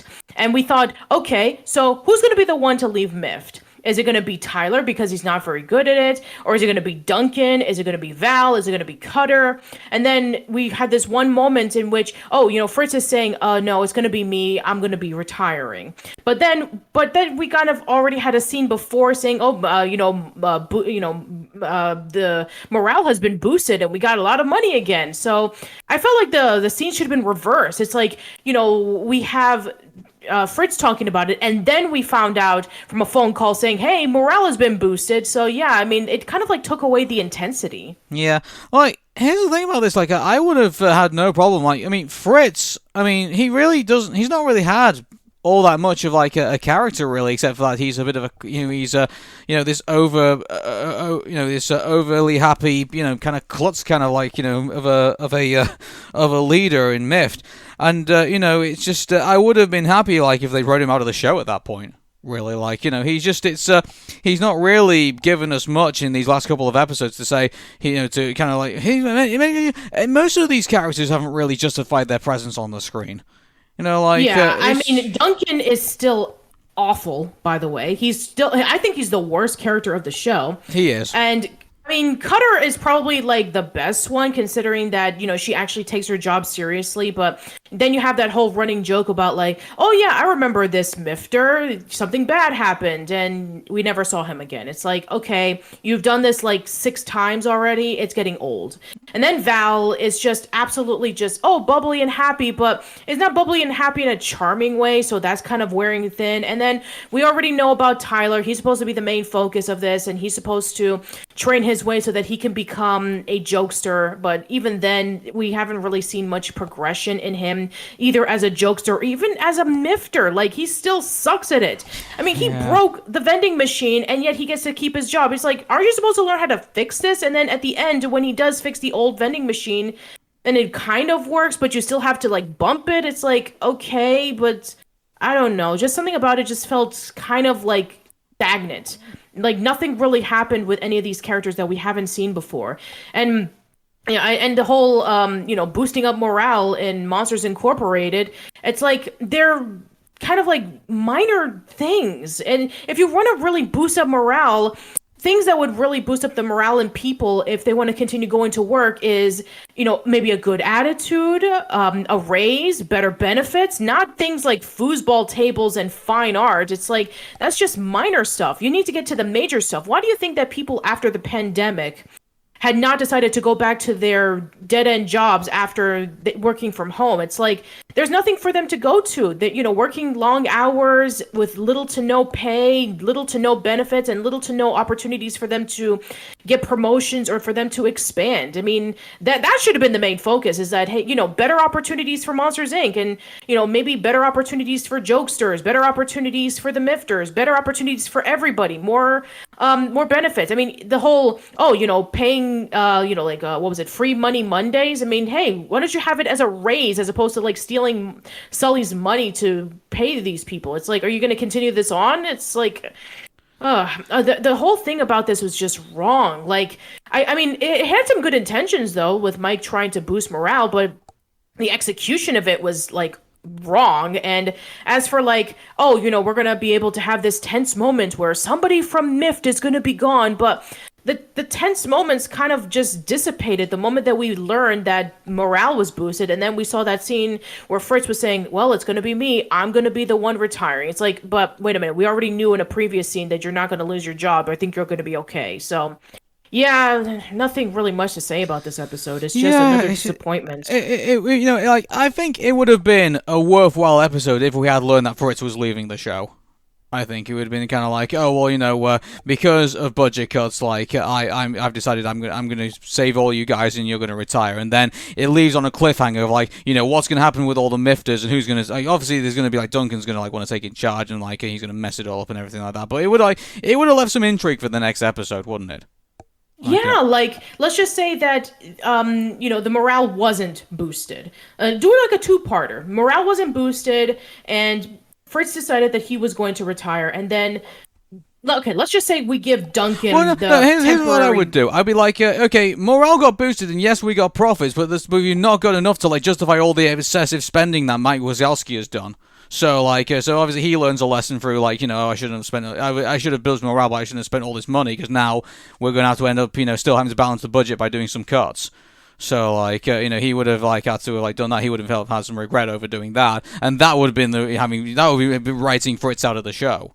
So, that would have been doing that. And then you'd have, intrigue for the next episode, what's going to happen.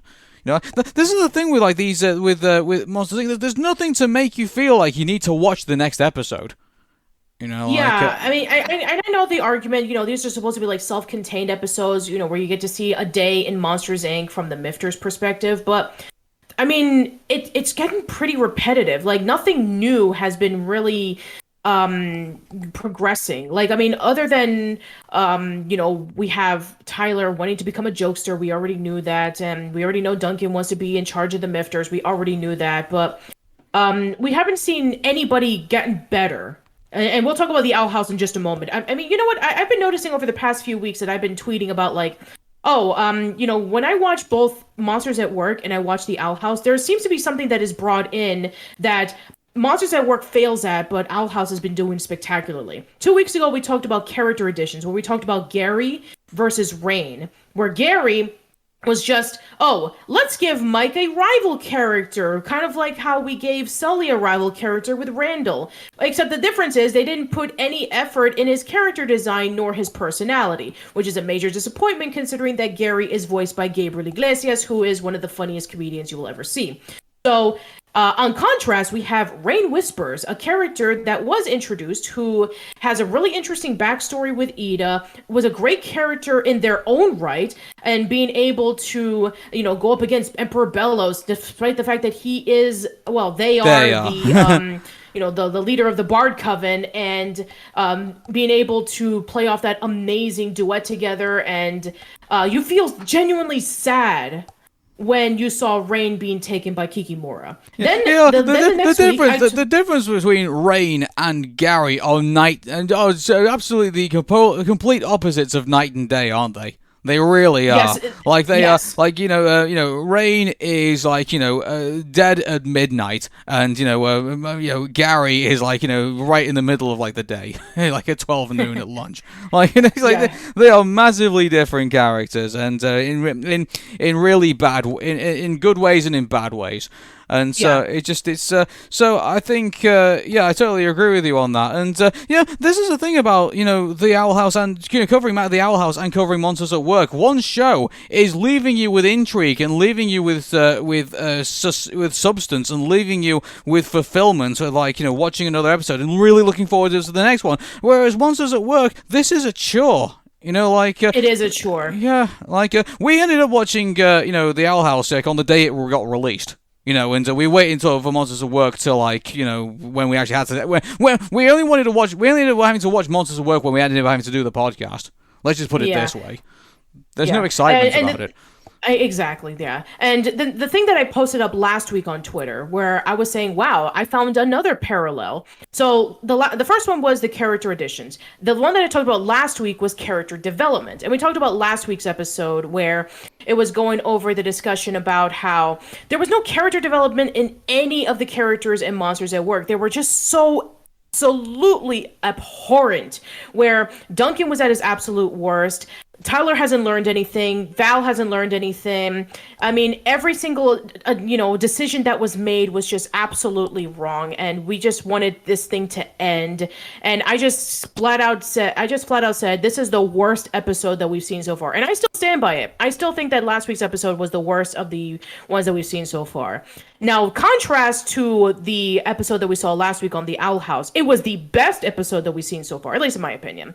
It gave us character development for Ida, King, and Luce and Amity. And it was all thanks to a character that we never expected to see from Hootie. So just think about this for a second. Some people that consider the worst character of the show managed to basically redeem, part of himself, and it was able to carry the story. Just think about that for a second. Compared to other shows that have really bad characters that we don't like and don't do anything. Yeah, imagine if Duncan was the one that was carrying the story of Monsters Incorporated. We have one episode where he tries to help out Fritz, Val, Cutter, and Tyler with what they need to do. Maybe he helps out Fritz with, taking care of Mift so that he doesn't have to worry about working too hard. Maybe he helps with Cutter with, fixing something. Maybe he helps out with Val with, trying to cheer her up if she's feeling down. Maybe he's actually trying to help out Tyler to become a jokester. If we had an episode like that where Duncan was justifiably good when all of the episodes that we saw him in were just terrible, then that would be good. Or maybe an episode with Mike and Sully where they're trying to make some harsh decisions on what to do with Monsters Inc. and they had to, go above and beyond than what we've seen them do. So if an episode like that were to be played out, then that would be absolutely phenomenal. And with that episode, Knocking on Hootie's Door, in which we saw Hootie trying to help out Ida, King, and Luce with their problems and kind of backfiring, but at the same time, it was able to help them out tremendously. Like, we got Ida with her harpy form, we got King with his sonic boom screaming powers, and now Luce and Amity are a couple. So I think that it justified the meanings of Hootie being a major character where a lot of people didn't really like him, and it gotten people like really talking, and it showed off character development that we hadn't seen in a while. So that is how I think that both of these shows parallel with, episodes back to back. And I guess in this episode, I guess it will be like story progression, because in Monsters at Work, you would think that it would be an opportunity for them to kind of like go forward in, with like Tyler trying to maybe try to stay with Mift. I mean, there's even this one moment where he was talking to Val saying, I don't want to lose this job because you guys are a family to me. And I'm like, wait, when did this happen? Because throughout this entire series that we've seen so far, he can't wait to get out of Mift so he can become a jokester. And now he's treating them like a family? What's happened? As opposed to the contrast syndrome. from the... Oh, jeez. Anyway. And so then we have Mike and Sully, who are trying to keep the company afloat and, trying to boost morale. But then they thought, okay, let's have Mike spend a whole bunch of money on just useless crap as opposed to, like, taking care of the root of the problem. And then that just, fix itself at the end, sure. As opposed to, like, the next episode of The Owl House, we're going to be talking about in just a moment, in which story progression was just fast. We got information that we had no idea about. We saw characters that started off one way and then completely transformed in another way. And also, it led up to more questions that people have been wanting to know about, and questions that we didn't even know that we knew we needed to know about. So I'm going to tweet about this later, but just, man, everything that the Owl House has been doing phenomenally, Monsters at Work has been crashing and burning into a fire. Yeah. So that's how we feel about Monsters at Work right now. And but anyway, let's... and you know what the sad part is that we have like 4 episodes to go, and for the Owl House, we only have one more until the season hiatus. So basically, we'll end up having to only cover the Monsters at Work at this point. So I am not looking forward to it. I'm just really intrigued. Remember when we put out that tweet saying that, do you still want us to still talk about Monsters at Work alongside having the Owl House, and people still wanted us to talk about the Monsters at Work? Yeah, like, what was it, like 81% of us, of the people wanted for us to talk about it? Did they just want us to complain about it? Like, it's just this... That's the question. I mean, for those who follow us on social media, what is the reason why you want us to talk more about Monsters at Work? Do you like hearing us complain about it, or do you genuinely like the show? Because if you genuinely love the show, and you have valid reasons on why, please let us know. We would love to... Don't get me wrong, I look on Twitter, and the show does have its fans. I'm not going to disagree with that, but I just think that, given the fact that, me and Patricia have, covered various Disney shows, spanning over, since the 80s. We're not saying that we've, done a podcast or, done shows since the 80s. I'm not saying that at all, but, we've watched shows, from Disney, from, the Gummy Bears all the way up to, the Owl House. We have been spoiled for choice in regards to, Disney shows. It just feels like the, Monsters at Work doesn't really do much to stand out from itself. Only the fact that it's made by Pixar, the fact that it's Monsters Inc., and the fact that, it has Mike and Sully in it. Those are the only, positive things we can kind of say about Monsters at Work. Everything else is just, the story writing, even, here's the thing, even the music, it just feels like there's nothing to kind of hum back to or anything like that. Whereas with the Owl House, I've been literally listening to the soundtracks on they've been released by by Brett on YouTube, and they're phenomenal. Brett Brika, for those who don't know, he is the composer of the Owl House, especially around the second season when TJ Hill was the one who was composing not only the soundtrack but also the opening and ending theme song. And he's been posting his stuff up on YouTube. He also composed music for Gravity Falls, Star vs. the Forces of Evil, and various others. Go check out his YouTube channel where he shows you about how he is able to put the music together. And he even, a day after the episode is posted, he releases the entire soundtrack of every episode that has been released so far. And oh man, the music is just phenomenal in that show. I really like Amity's theme. Like, Yeah, Amity's theme is really good too. Yeah. The Edith's Requiem. Oh my goodness, that's so beautiful. I listened to that at least a few times already. Just absolutely great. Yeah. Anyway, yeah. before, There's a lot of great songs. In it. Before we get sidetracked, I think we should probably we'll talk about some of the stuff we said we were going to talk about in the show. Monsters at Work episode 7. So, this is the episode where a character who had basically about 2-3 minutes of airtime of screen time on the original movie gets more character development than all the characters that we've been left with for like 7 episodes of this show.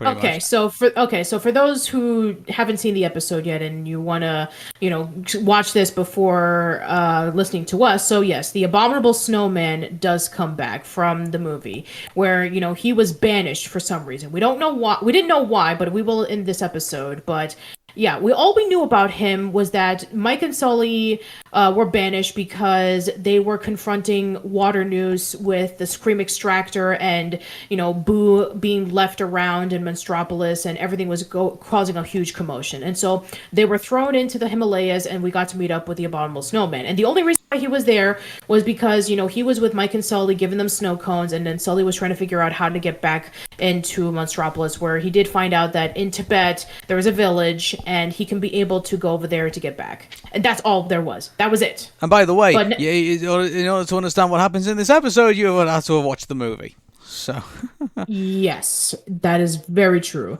So in this, so the episode starts off with Tyler learning that there's a huge heat wave going on, and that laughs are in huge demand because everybody's turning on their air conditioning. Everybody's trying to find their ways to cool down, which, Jesus, super relatable nowadays. Like, it has been 92 degrees in Alabama, and it has been hot, like overwhelmingly hot.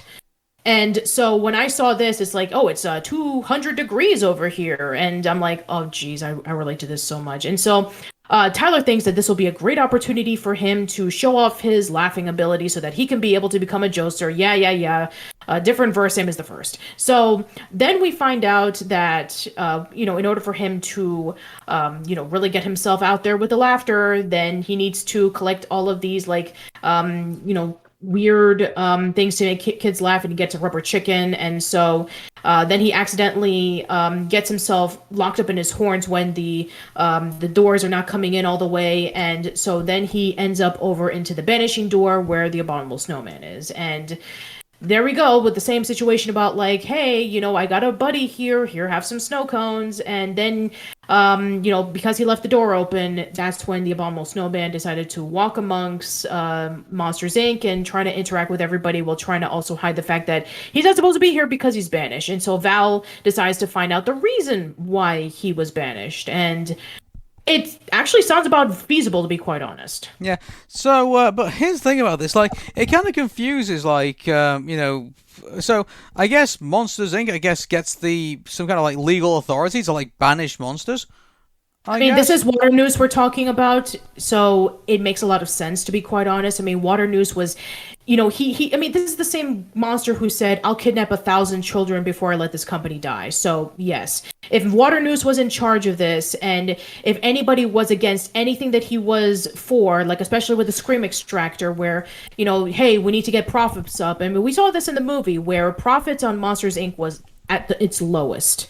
And so he was willing to take desperate measures to keep the company afloat. And so if anybody were to find out about the Scream Extractor, which we did see that it was very unethical to kidnap children and force them to scream so that they can be able to power everything, and if the Abominable Snowman knew about this, then yeah, that's why they would send him over to be banished. Which, I wonder how long it took for them to find out. How long was the Scream Extractor built before, he was banished? It's was this a new thing? Was it going on for a while and they just needed to do the final tests of it? It's okay, there's a lot of questions that I have to ask regarding about this. Yeah.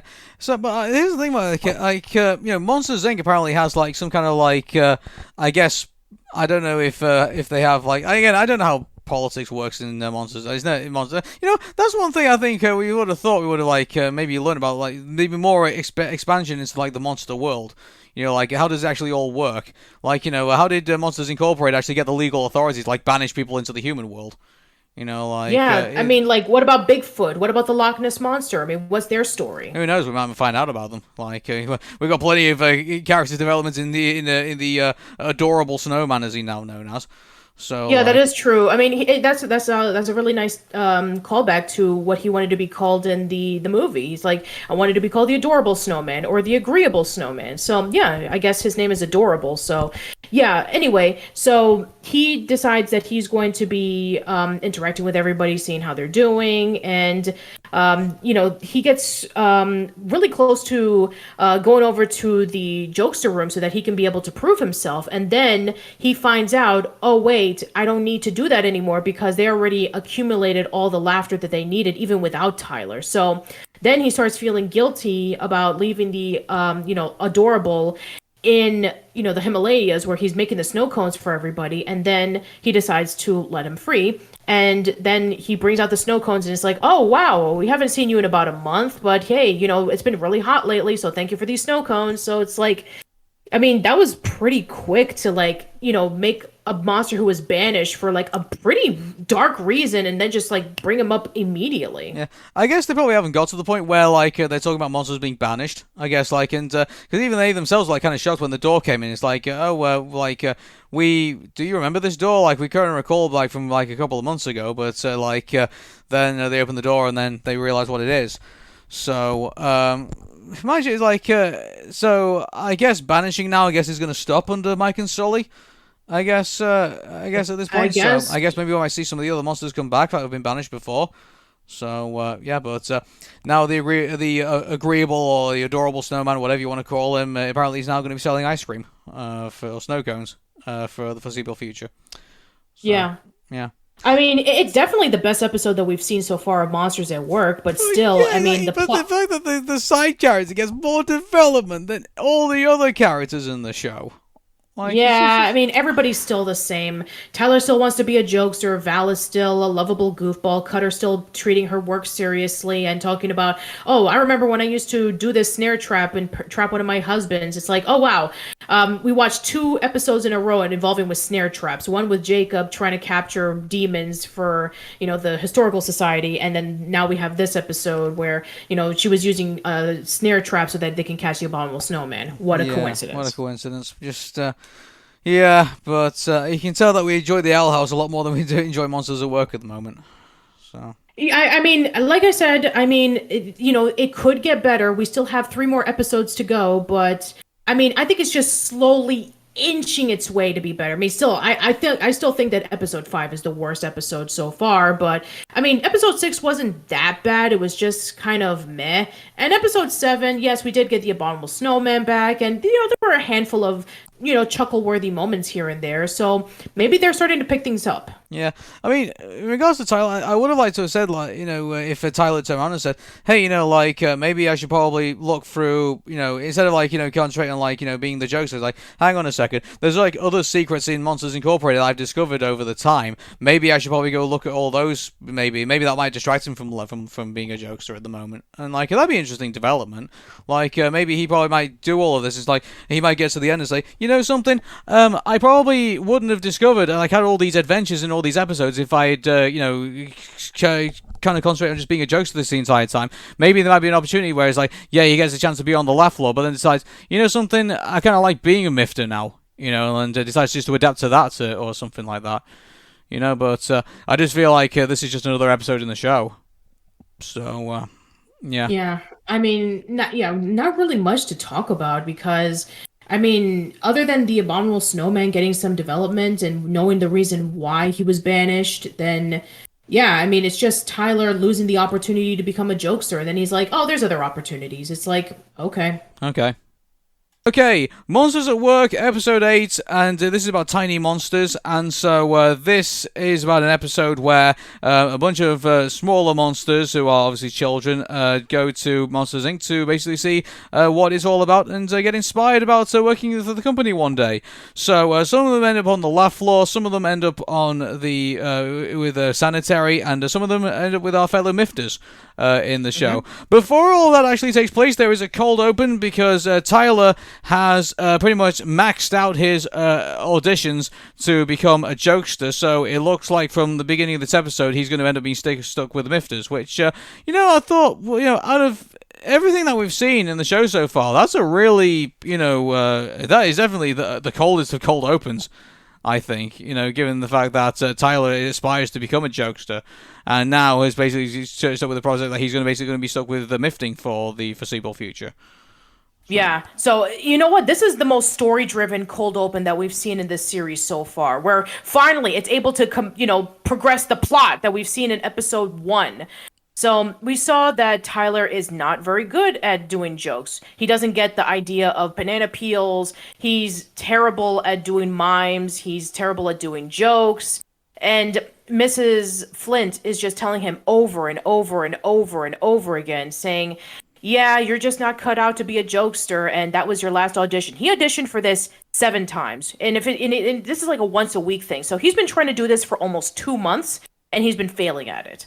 And so now he needs to have this one last chance to impress Mrs. Flint, and it just so happens that her daughter, Talia, is going to be with the Mifters, and so he decides to pair up with her so that he can be able to convince Talia that he's funny, so that he can get one more chance to audition to be in a jokester for Mrs. Flint. I didn't like this story, to be quite honest with you. It's like, oh, hey, I'm going to use this kid to, try and, get back in again, because I'm, but it's just I don't know what's going to be different about the 8th time compared to all the other 7 that he's taken. So I don't know, it was really, I was hoping that he was going to, at the very end he did progress to say, oh, I shouldn't have taken advantage of you and I'm sorry. He definitely has that kind of progression with that. But besides that, it just goes back to the fact that, it's very hard to kind of get to like these characters.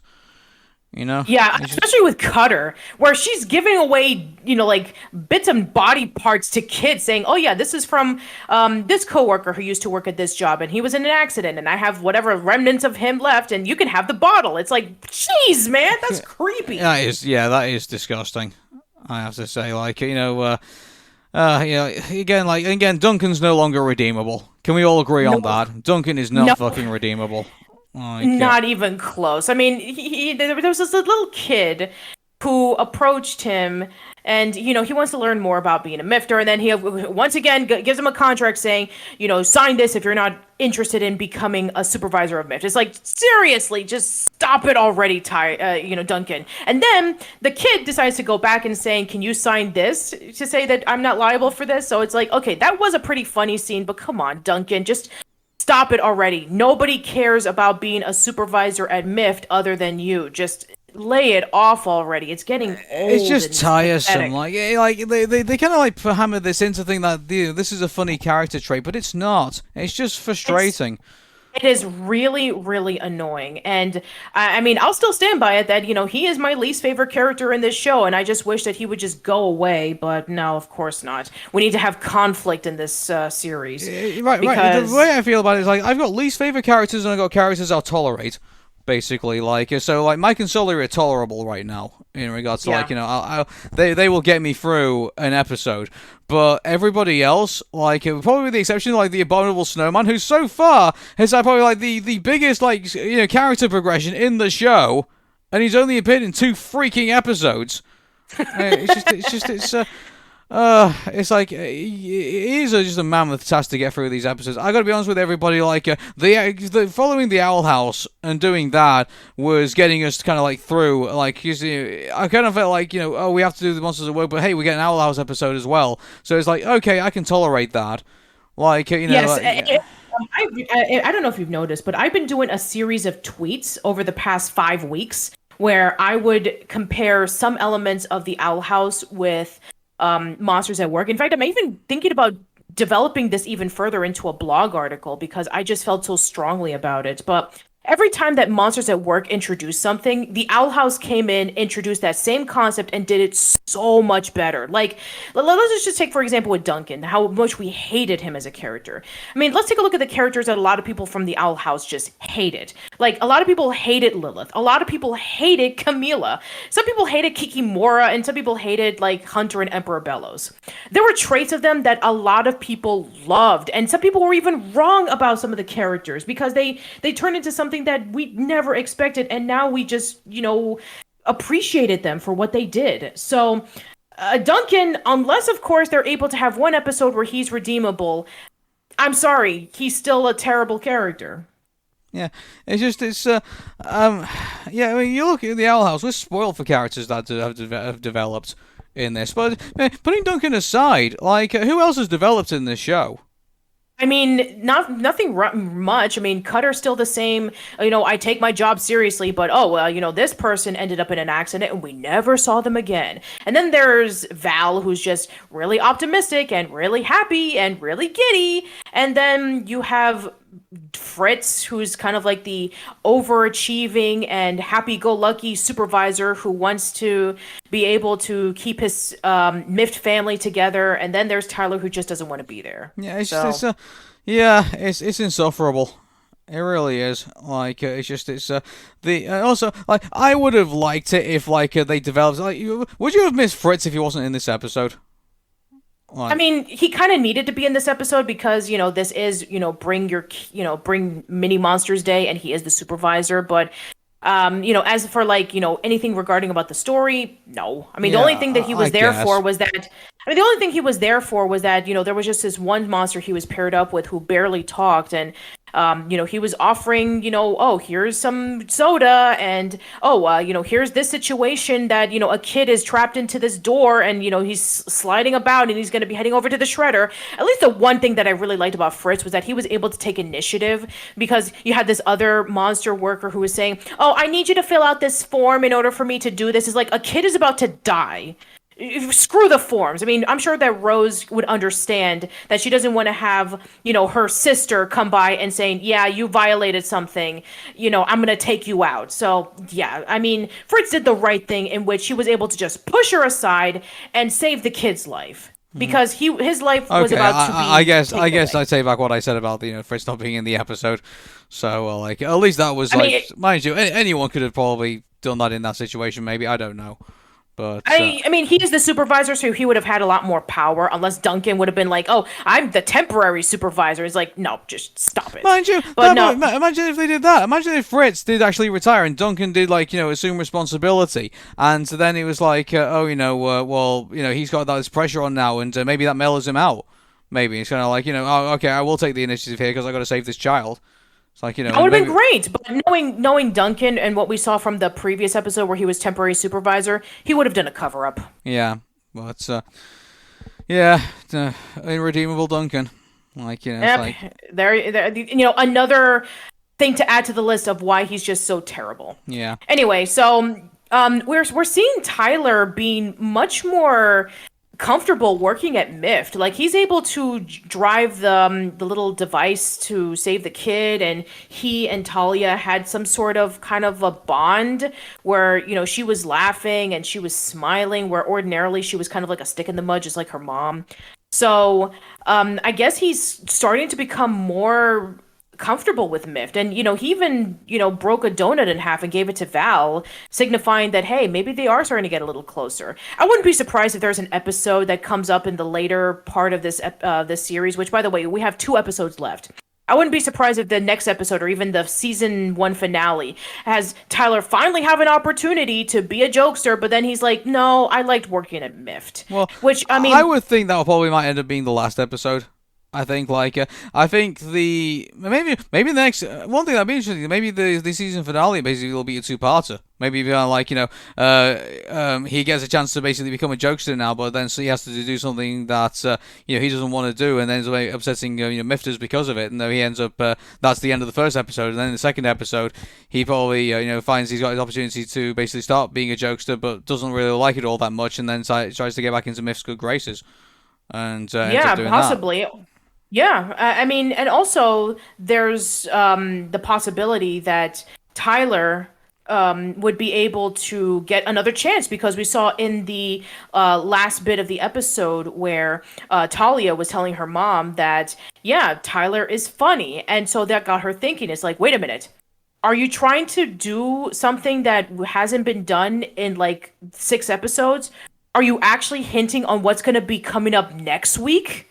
Wow, what a concept! Yeah, like it's just it's. I mean, obviously we have 2 episodes left now with Monsters at Work, and as far as I'm concerned, Owl House I feel fulfilled with Monsters at Work I don't, and it's just it's.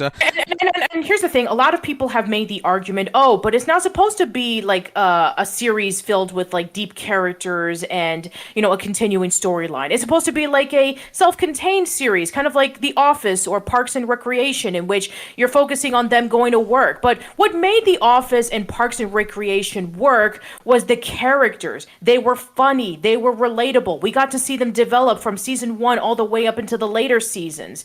They had chemistry. That's the thing that Monsters at Work is missing. Chemistry. They're able to gel with each other very well. Like one is an overachiever, one is the lazy one is the hyperactive one is the stick in the mud. They all had quirks that made them memorable. Why do you think people remember characters such as Dwight? Why do you think people remember characters such as Nick Offerman? Because they were funny and they were relatable and they were quirky and they were weird and they interacted with the other coworkers very well. That's what made those shows work. Monsters at Work does not make it work. I mean, we have the same traits as what you would see in The Office and Parks and Recreation, but there's no chemistry in there. Yeah, it's just also on top of that, like even in our own workplace in real life, there's progression. I mean, like I've had there's a person who's they're apprentices that are like currently working at our workplace. People who do internships. They don't stay in that place forever. They move on to bigger things. It's annoying coming back to like the same situation episode after episode after episode and find that nothing's really moved much from one place to another. It's that's what's so annoying about watching Monsters at Work and just watching the same thing happen over and over again. Like you could put these episodes out of place, couldn't you? And you could pull these episodes up and they still be like you wouldn't know which one's the first episode and which one's the last unless they presumably say that they are. Mm-hmm. So that's so frustrating about the middle of this series, but I just think that mind you, and I'm sorry to keep pointing this out, but one show that we've been covering throughout Arun and Patricia over the last couple of episodes, has been done by a relatively new person, Dana Terrace. There's not to say that she's not had access in like other shows as well. She has done, but yeah, she's done Gravity Falls, she's done DuckTales, she's done a fair share of other shows. Exactly, yeah. So but this was like her first time, obviously, you're putting something, to the forefront. Pixar, on the other hand, are basically a juggernaut with a gold standard that has been going since 1996. What's their excuse? Yeah. I made the excuse a few weeks ago that Pixar is known for doing movies, and other than Buzz Lightyear or Star Command, they've never really delved into television. This is not like DreamWorks, in which every single movie that they release, regardless if it's successful or not, that they would release an animated series. So DreamWorks actually has experience with doing animated series based off of their movies. Pixar does not. In fact, at some point, Aaron, on the billion things that we need to do at some point, we need to do a Pixar versus DreamWorks comparison on some of the things that Pixar and DreamWorks have done right and wrong. And this is something that Pixar has not been doing very well on, doing TV shows based off of their movies. Again, we've only seen the pilot of Buzz Lightyear of Star Command. We haven't seen the entire series, so we don't know how well that holds up. But yeah, at least with DreamWorks, I know that they've up and down in terms of quality. Every DreamWorks animated show based off of a movie is not going to be a Penguins of Madagascar or a Kung Fu Panda Legends of Awesomeness or a How to Train Your Dragon Legends of Berk. But at least, they're able to try something out. Whether it succeeds or fails, at least they're trying. Pixar has definitely been focusing on more of their movie lineups, and they've been doing great. But TV shows and movies are completely different. I mean, we're talking about a completely different beast here. I mean, they have to pack in story, characters, and, development in either of them in 22 minutes or 11 minutes, depending on what format they want to do. And you don't have an hour and a half. You don't have a big budget with a movie compared to a TV show. So yeah, we're dealing with a different beast here. So I can give that excuse for Pixar that, they haven't made a television show in 20 years. So they're still kind of a little off in terms of what TV shows back then were the standards of compared to now. Like with Buzz Lightyear of Star Command, it was a callback to Saturday morning cartoons from the 80s and 90s. And that was the idea of it. Like, okay, this is the focus of Buzz Lightyear and his friends. Buzz Lightyear based off of the toys, not of the actual Lightyear, which we're going to be getting next year. But hey, we have a toy. Let's make a cartoon of it. And that was what they were doing with Buzz Lightyear of Star Command, and it worked for the time.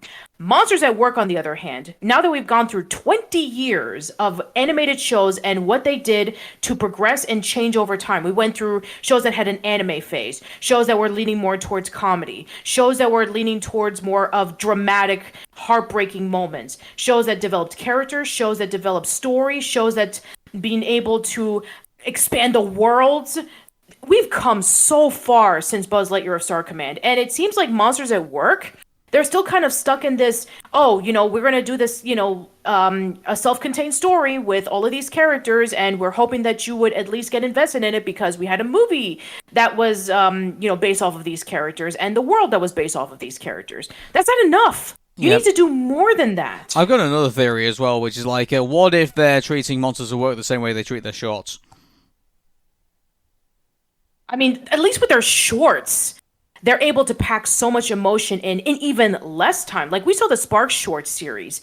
Some of them are heartbreaking, by the way. Like, the one about the dog who was getting abused, and the one about the ball of yarn who was trying to interact with everybody, but finds out that she's just weird compared to everybody else, and so she tries to fit in. And then there was one about the girl who was autistic and was non-speaking, and she tries to interact with the kid in the oar. And the two robots who were trying to escape from being slaves working at the railroad. I mean, it's like a lot of that stuff is really touching and can really impact you in such amazing ways. And Pixar shorts have done similar things in which they're able to tell such great stories in a short amount of time. So I don't know. I mean, now that you put it that way, I think that's a really terrible comparison. But, yeah, I mean, okay, so let's just put it in this perspective. Pixar is great with their movies. Pixar is great with their shorts. Maybe they're not cut out for TV. I mean, it's kind of like with Tyler. He wants to be a jokester, but he cannot be a jokester because he's not funny. And maybe that's okay. I mean, I guess the one lesson that we learned... It's an allegory for this show, then. Like, it's not funny. But yeah, I mean, we've seen Tyler become a Mifter, and, he's slowly getting good at it. So maybe he's meant to do that. I mean, I know that that's, wasting 4 years of school, and, you end up in a job that, somebody who quit school and then ended up in the same position. I know that's a bit heartbreaking, and it's kind of harsh, when you kind of like, oh yeah, I mean, that just means that school is not worth it. It's like, yeah, but, that's kind of real. Like, how many college students do you know of who immediately went to their dream jobs after they graduated? None. Absolutely none. Yeah. Like, we all ended up working in odd jobs so that we can survive. We all ended up working in supermarkets or in, in stores and various other things right before we slowly came up to the top. So I think that that's a great allegory. I think Monsters at Work is a great allegory for Pixar itself when it comes to their television. They're great with movies. They're great with shorts. But television, they're 20 years behind. And I think that if they want to do another television series in the future, whether it be with The Incredibles, or whether it be maybe we finally get the prequel with Up with Carl and Ellie, or maybe with Remy and his gang in Ratatouille, or maybe a Finding Nemo series or anything like that, they need to be updated in terms of, okay, this is how television is nowadays with their shows compared to what it was 20 years ago. Okay. Let's talk about something that isn't exciting, which is the continuing, dull show, which is Monsters at Work. So, all right. Yeah. So, this episode just rubbed me the wrong way quite a lot, really. So this episode focuses on a guy who died when being thrown through the door shredder, a guy called David, and they kept lunks of his hair and basically now do kind of like this worship of him, pretty much. And it's just, you know what, it would have been okay if it was just like, he was a really good friend and we're going to remember, we remember him, and they kind of made it not as, uncomfortable as they did it. Like, they did this wrong. I'm sorry. It's just like, it was hard to watch at times, and it was more like, just. Also, we got, by the way, it was so much so off-putting that we completely washed over the point that Tyler has now pretty much given up his idea of becoming a jokester and is now trying to become a mifter, pretty much now. Mm-hmm. So that's his sole focus now. And so, it took, 9 episodes, but now we're finally seeing some movement in our character from who we're supposed to be following and rooting for in the show. I think I'm gonna need help here, Patricia. Like, what's entertaining about this show so far? I mean, I guess, the whole point of Monsters at Work was to open up the world of Monstropolis and to see where the series left off the movie left off in terms of like, okay, now they were able to find out that screams are no longer relevant. Now it's laughter. And so, we're supposed to get like a different side of Monsters, Inc., where we're focusing on this character who graduated from Monsters University as the top scarer, and now he needs to be able to combat the fact that he's not going to have that chance anymore because it's laughter. And, here's the thing. In the last episode, we actually gotten some story development and character development. And, hey, we got to see that Tyler is trying his very best to be a jokester, and he's not very good at it. I thought that they were definitely going to be leaning more towards that side of the story with episode 9. It's like, Tyler has accepted that he's no longer going to be a jokester because he failed at this 7 times, and he didn't even know about the fact that Talia told Mrs. Flint that he's funny, and so it kind of left it off in that cliffhanger. It's like, oh, that's where we're going to go with this. But no, unfortunately, we did not. We just focused on this one character that was once an employee on Mift, and everybody worships him. And, they have like a dedicated David Day where they've been doing this for 4 years after he was put into the shredder. It's like, what does this have anything to do with the story or the characters? You were going in the right direction with, focusing on Tyler, and the whole purpose of focusing on him was that he wanted to be a jokester. And then in the last episode, we see that he's not very good at it. It's like, okay, now he needs to accept the fact that he's going to be a mifter. But no, we just have this whole thing about a character that we don't even get to know about in the series, other than just everybody saying he was a great mifter and he used to say all these funny jokes and he used to do all this work and all this kind of stuff. And yeah, it was weird. Like, I mean, I know that in jobs, you've always had like that one person who did like a great service to the company. But then after a while, you kind of forget about them, because they moved on, they done different things. And it's like, no, 4 years later, everybody's worshiping David as like the greatest worker in the world. And it was weird. It's like, they dedicate like a shrine to him. They have like pretend haircuts, and it's nowhere near as charming as the Adventure Time one where, Jake is giving Finn a pretend haircut to calm his nerves after, all the trauma that he was going through. And no, they just get haircuts because, David had long hair and he was caught in the shredder, and so they decided to not get a haircut. What? I don't get it. No. And so then the whole thing was basically just a vehicle just to have, like, Tyler basically, muck things up and, like, continue, like, on this charade, like, oh, hey, I've got it all under control. That's all that was there for. I mean, the only thing that I've been seeing so far is that, okay, not only does he suck as a jokester, but now he sucks as a mifter, because, he was supposed to feed Roto, Duncan's pet, and then Roto got out of his cage because Tyler left the door open, and then he ate the hair, and then Tyler has to go after him, and so then he decides, I'm gonna get Rose's hair. Which was weird, by the way. Just the fact that, he tried to approach with scissors and try to cut a lock of her hair, and then he decides to, see her purse, and then, the hair was from the comb, and he decided to take it, and then Rose comes behind him and saying, "What are you doing?" And then Tyler's like, "Oh, I want to impress everybody at Mift. Can I get a bit of your hair?" And then he just said, and then she just says, "Security." And I'm like, yeah, that would be a proper thing to do, because what creep is going to ask for a lock of hair? I mean, that's really creepy. And then finally, he decides to go over to the shredder where David died, and it's like, oh, we haven't run it since he died, and it's like, okay. Then he decides that, oh, there's little bits of hair in it, and then But that doesn't make any sense. Wasn't there a bit like a couple of episodes before where the door shredder was actually running? Yeah, that was door shredder A. This is door shredder B. Oh, There's okay, a difference. Yeah, I missed that bit. Yeah, I mean, like, there was nothing. I mean, I can understand if they shut down that door shredder because it's like, yeah, a monster died in there. We don't want to have any mistakes like that.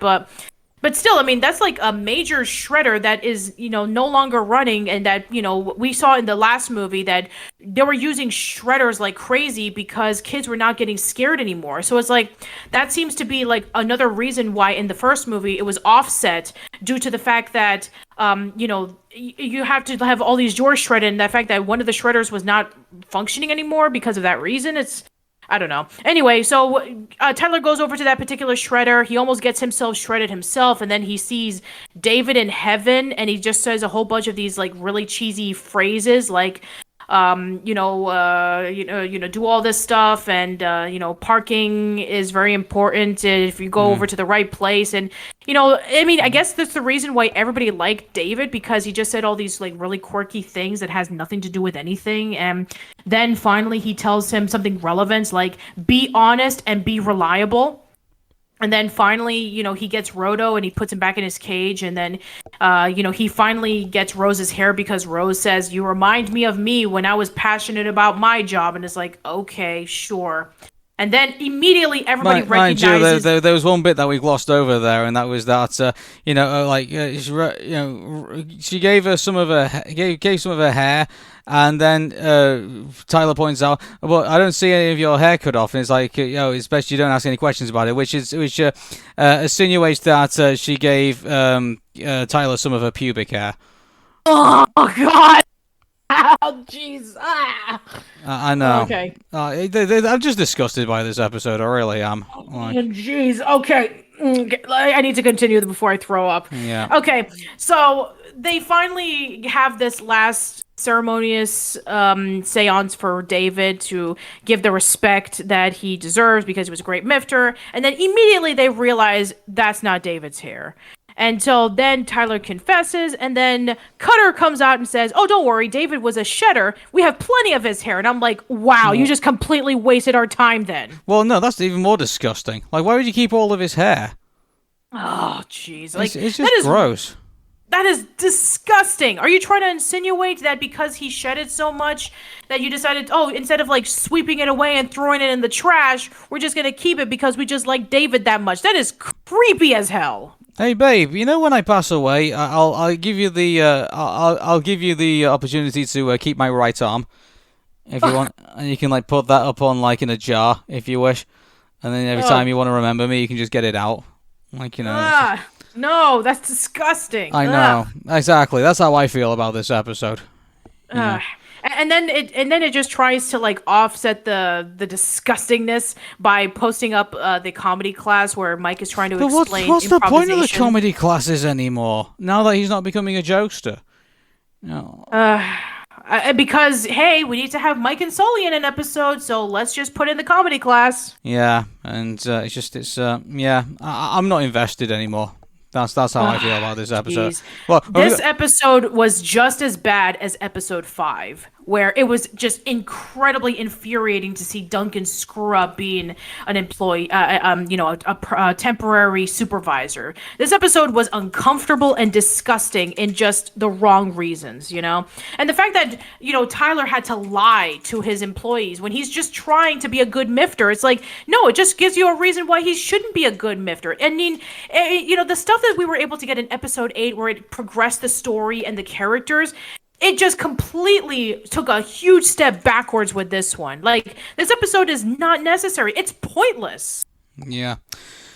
So and we have one more episode to go, by the way, and that's the season finale. Oh, thank God! Like, once that episode's done, I'm done with this whole series.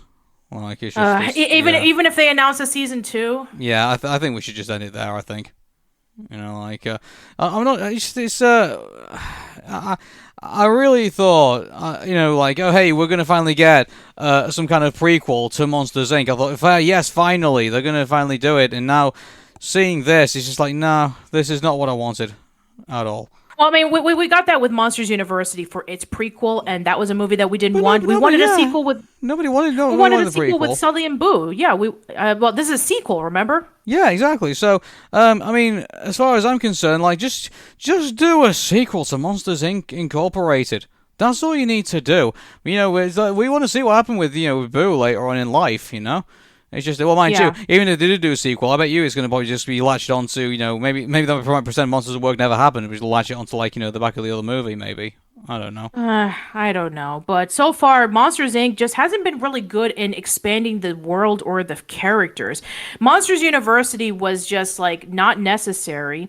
And then Monsters at Work, it focuses on different characters, but they're not interesting. And it's a massive letdown. I'm hoping that this last episode of season 1 will be able to just, you know, be the closure that it deserves, because afterwards, I mean, just like what Aaron says, we're not going to watch season 2. I mean, I'm sure that our fans are going to be demanding it, but still, it's like, I mean, it's not justifiably so on why we want to watch it anymore. You know what? I'm actually, tell you what, let me just check on the latest news with Monsters at Work, because I have no idea what's currently going on with it. Yeah, go for it. But yeah, I mean, I'm just hoping that this last episode of season 1, it can finally give us closure that we want.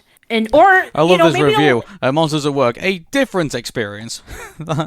That's the best they can say with it.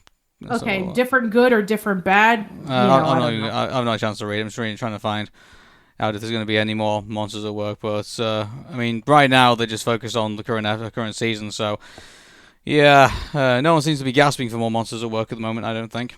So. Yeah, like, well, I'm looking through, like, you know, Twitter and you know, Reddit and various others, but it does not get anywhere near the amount of you know, like hashtags or you know, discussions of the episodes or discussions of the characters like we've seen other shows. Like, you know, whenever we see like the latest episode of The Hour when Disney Plus posted up on Twitter, it only got like 100 likes. Oof. Yeah. Ouch. Considering of, like, you know, if you ever post like things on the Owl House, it gets thousands of likes. I mean, every week, Owl House episodes will be trending on Twitter, on Facebook, on Reddit, and other social media outlets. And every time that there's a new character introduced, they immediately get fan art. When we saw Rain, fan art. When we saw V, fan art. When we saw Hunter, fan art. With Gary, with, you know, like other characters that were first featured, it's like, nobody cares. It's like, and with episodes, it's like every time that an episode, it looks like it's going somewhere, they take a huge step backwards with an episode that's just pointless or just annoying or focuses on wrong characters. Like, it's just like you said before, we got more development on the abominable snowman than we did with any of the Mift members. Yeah, well, like the adorable snowman is what we're supposed to call him now. Sure. But okay. You get what I'm saying. So, I mean, the fact that we are going to have one more episode left, and it's supposed to be the one that ties everything together of what we've been building up over the past 10 weeks. It's hoping that it'll prove me wrong. You know, I mean, so far I've been proven right in terms of this show is a disappointment, and maybe Pixar can't do animated shows, but I'm hoping that I'll be wrong next week. I'm really hoping so. I'm hoping so too. But right now, I'm not enjoying myself with this series. I really haven't. Yeah. And don't worry, we will discuss about it in a Pix Mix episode once we're done with all 10 episodes. Monsters at Work for season finale. Surprisingly good episode. And yeah, like, wow. Let's see what we got. We got 1, character development. 2, a callback to a previous episode. 3, conflict. 4, a satisfying conclusion, and 5, a callback to the movies. Where did this come from? I mean, like, it's just this, I mean, why have they left it till now? Like, I get it's the season finale, but, you know, like, I mean, I've got to be honest with you, it's not enough to save the show. I mean, like, well, I guess in their minds it's enough to save the show, but we'll talk about that in a bit. But, like, I mean, we've really not had a chance to, like, really get to like the characters all that much. And then also I guess you could say Tyler's finally got his conflict that should have really been playing out for the entire show, where he's conflicted about being a mifter or conflicted about being a jokester. But obviously now, I guess he was born. I guess now he's gone back to being a jokester now, and now that's his thing now. So it's kind of disappointing, really, because I would have liked it where it's kind of he's trying his really hardest to become a jokester and trying to go on that arc, but then he would have realized how actually good it is actually being part of the Mifter team and everything like that, and he decides to stay. And then maybe if the show continues to be good and we go seasons few on, maybe they could reintroduce the fact that he could still become a jokester. And we'll probably have that again. But so the way we've left off now apparently is there was once again they've introduced a threat to the factory, which is going to be resolved by the end of the episode. And by the way, did you believe at one point that Monsters Inc. was going to get shut down? No. No.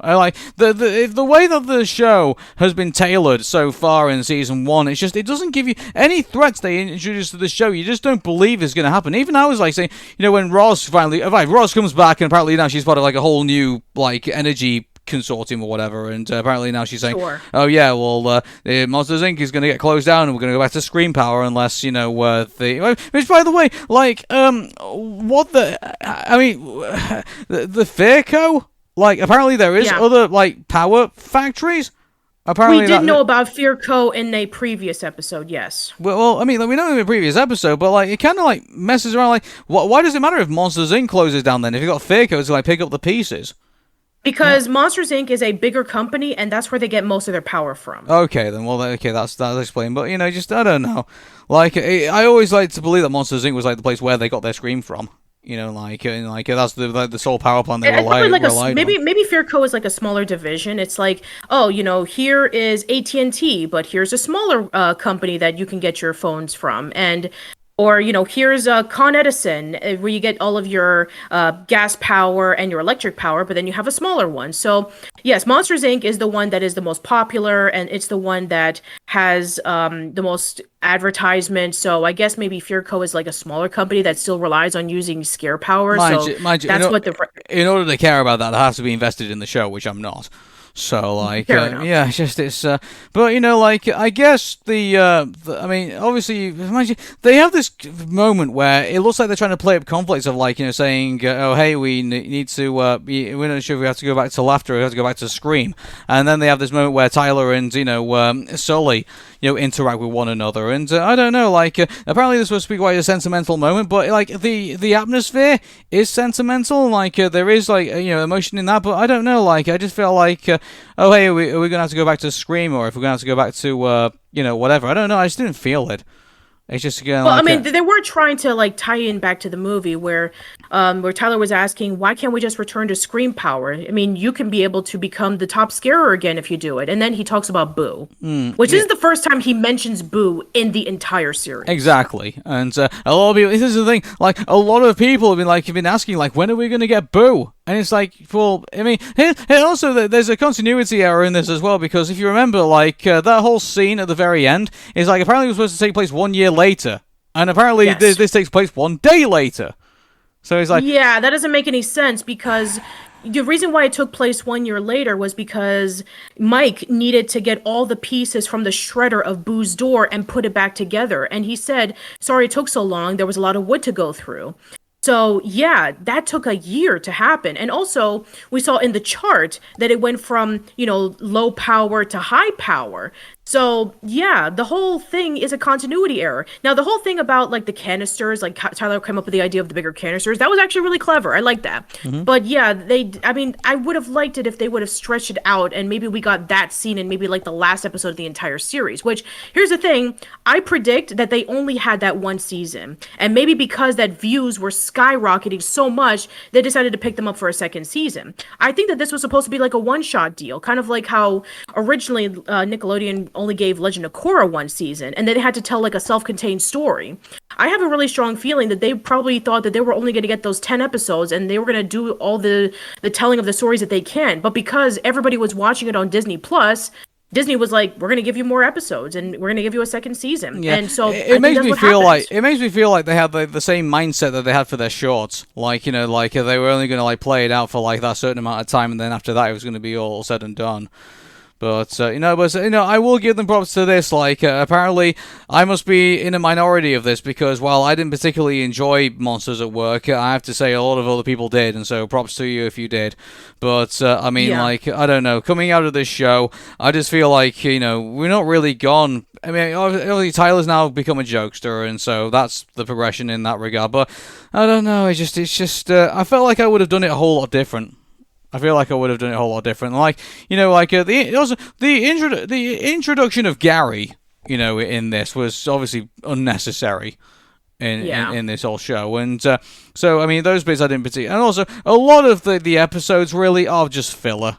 Like, there's a lot of filler episodes. Like, you could miss an episode. You could miss an episode and not really realize what's happened. Like, and that's not good considering that everybody does streaming now and people binge watch. And if they watch an episode that has absolutely nothing to do with plot or with story or with characters, it is a waste of time. Yeah, but every episode in Monsters at Work should have been this episode. That way, it should have been the only episodes that I can definitely say are worth watching is the first two. Then the episode where it was the mini monster day because it actually connects with the story that we would follow up afterwards. And then this one. The other episodes are pointless. I really thought it was going to be a situation where, like in the Owl House, where, like, the first 5 episodes, like, some people say aren't as great as, like, for the last couple of episodes. I was really excited because I was like, okay, we're going off to a good start. And I thought, okay, well, this is probably just Disney, like, putting their fingers in the pie. And then later on, like, halfway through the season, like, they're going to let Pixar kind of, like, do their thing. And then they're going to, like, it was just going to, like, rock it up with, like, emotion. And, like, they were going to, like, put in, like, a lot of emotional episodes or anything like everything like that. But because that's what Pixar's known for in their movies and even in their shorts. But in this, like, it just felt like I didn't feel the same way that I felt like when I'm watching a Pixar production. I just didn't. And you have to remember, we're talking about a different division here. I know, exactly, but like, some of that inspiration should have come over to it, I think. But no. I mean, you know what? We are going to talk about this in Pix Mix, where we'll definitely give our overall thoughts of the first season. But to be quite honest, I was kind of disappointed with this. I was, I'm totally disappointed. Like, I can would hope say for... it's not terrible. It's not the worst thing that I've ever seen, but because it's coming from Pixar of all things, you would think that they would definitely be the groundbreaking work of, hey, Disney, we know what they can do with their animated movies and turn it into shows. So let's see what Pixar can do. And we got that with Buzz Lightyear Star Command, and I thought, hey, with Monsters Inc., we can expand the world. But other than just like maybe 4 out of the 10 episodes, it's not really worth going back to and watching. But with the Owl House... Yeah, exactly. That's what I was about to move on to that. Like, we've been spoiled at the moment because, like, we've had Gravity Falls, we've had the Owl House, we've had Amphibia, we've had various other animated shows that follow this pattern of, like, continuing the story as we go along, and also, giving us characters that, we can really get invested in, and also giving, like, emotional stories on top of that as well. Monsters at Work didn't really give us anything in that regard. Yeah, like, I mean, and also, once you watch one episode of Monsters at Work, there's no reason for you to go back to. Like, I mean, with Owl House, on the other hand, there's a lot of reasons to go back to it because there are pieces of the story that was brought up in one episode of the season, and now it's all coming together. Like, did you see the recent video that Rebecca Rose posted? Not recent. No, not the recent one, no. Okay. I didn't know this either. I was genuinely shocked. But the episode Yesterday's Lie, when Luce was in the in-between, that little section where she was like getting into the portal and, she was trying to call into her family. Yeah. Apparently in the background, there were whispers going on that nobody knew about. Yeah, I saw that. Sorry, I thought you were going to... Well, yeah, I saw that too. Yeah, what's it got to do with Monsters at Work? Okay, I'm trying to bring up a point here that I have no reason to go back to watching an episode of Monsters at Work again. But Owl House, I didn't even know about the whispers, and now I need to go back to watching that episode again so I can listen into it myself. Oh, right, It's like, yeah. So, yeah, well, like, I mean, this and is the thing, also, like, well, the Owl House gives us a lot of reasons to go back. I mean, like, yesterday's live, when we found out that V had gone through the portal after, Luz had first gone through. Like, if you remember, like, in the first episode, there is actually a character that strictly looks like V under a hood, and actually, and she's actually is seen in the shot at that time. yes. So yeah, Owl House obviously gives you reason to go back. It gives you a reason to to tune into the next episode because you're wondering what the hell's going to happen next. Yeah, and then you go back to these episodes the next time because now that you have knowledge about what you know, you can go back to it, and then you're like, oh, they did mention this at one point, and it gets you excited. Exactly, yeah. And so, like, Owl House, Amphibia, and Gravity Falls, and all these other shows do that. Monsters at Work just doesn't. And like, Yeah, like I have no reason to watch the bowling episode again. exactly. Like, I hated the bowling episode. Like, The episode that I really hated the most, I think it's still the worst episode, was when Duncan was the temporary supervisor. I have no reason to watch it again. You know what? I have no reason to. I would really have loved to have seen a story where Duncan is like trying to like get his, trying to get to the top, and like he's trying to do something with Fritz to like get his way up, but that just pitted out. Pretty much, and mind you, I mean, we've got a whole Pix Mix episode to talk about Monsters at Work as an entirety, but just focusing back on this episode, it's sad that we're leaving Monsters at Work on this note because I would love to have seen Monsters at Work be as good as this episode. Yeah. Yeah, but it's not. It really isn't. And, I felt like, they also, that episode in particular should have played through, like, the entire episode. Like, the idea that they could have been, like, dominated by Fairco. Tyler, constantly having these conflictions about, whether he actually wants to become a jokester or not, and actually, would like to just hang out with the Mifters. I would like to say that played out for, like, the entire show. Like all these other variables. Maybe we could have had.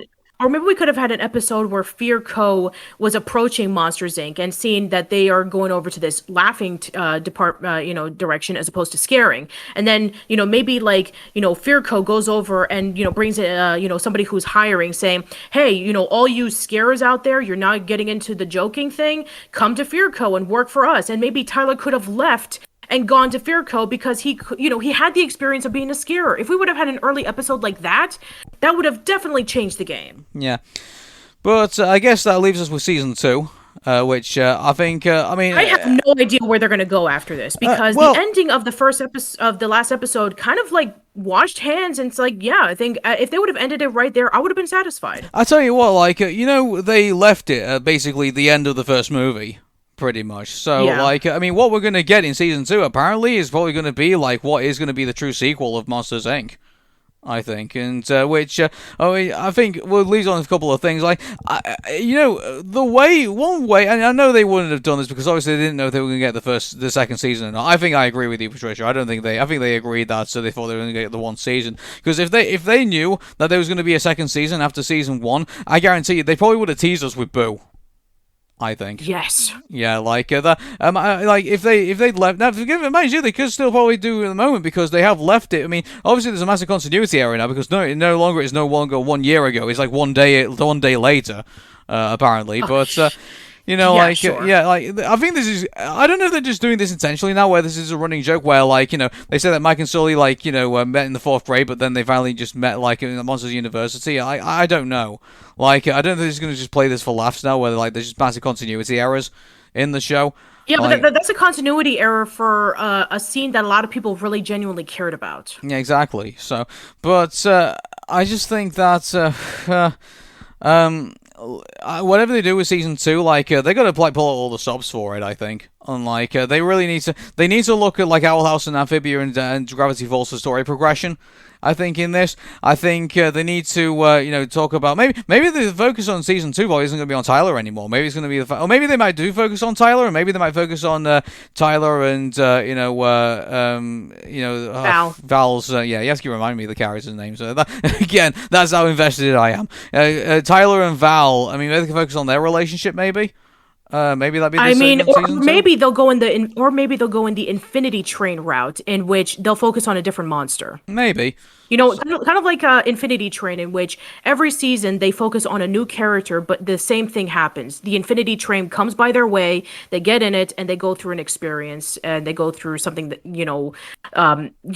either tragic or scary or happy or something like that. So maybe they'll focus on a different monster for Monsters Inc. Maybe it'll be somebody from a different department, or maybe it'll be a new person who was a scarer and is going to be training up to be a jokester. I don't know, but if they are going to go into Tyler again, that they really need to push the story forward. Yeah, but thankfully, the fact that Tyler now is on the joke floor and no longer in the Mifters, I think we can finally say, hopefully, that we're now done with Duncan. Oh, thank you, God. Yeah. I mean, at least, we have that idea that we're not going to see much of Duncan anymore, so I'm happy. Yeah, do you know what'd be kind of cool? Maybe, well, my problem is that it's only one day later, so, if Boo did come back, obviously she wouldn't be older, would she? So No, she would still be a toddler, unless they screw up that continuity error, too. yeah, maybe she can go as a full adult, and then she ends up working in she ends up being the first human employee of Monsters Incorporated. I mean, to be quite honest, we really don't. I mean, we assume from the movie that the human year and the Monstropolis year work the same. So I don't know what they're gonna do for Monsters at Work. Yeah, I don't know, I think people are still crying out for, what would Mary be like, a good couple of years later? As, I think that would probably be the best way going forward, I think. But, yeah, I mean, if she'll be like her actress, then she'll be a yoga instructor. I don't know. So, anyway, that's our thoughts on Monsters at Work season finale. So, I think we'll probably leave it at that. So... Yeah, not really much to say, but we will go more into it with Pixmix. We will do. All right, see you later, everybody. Bye.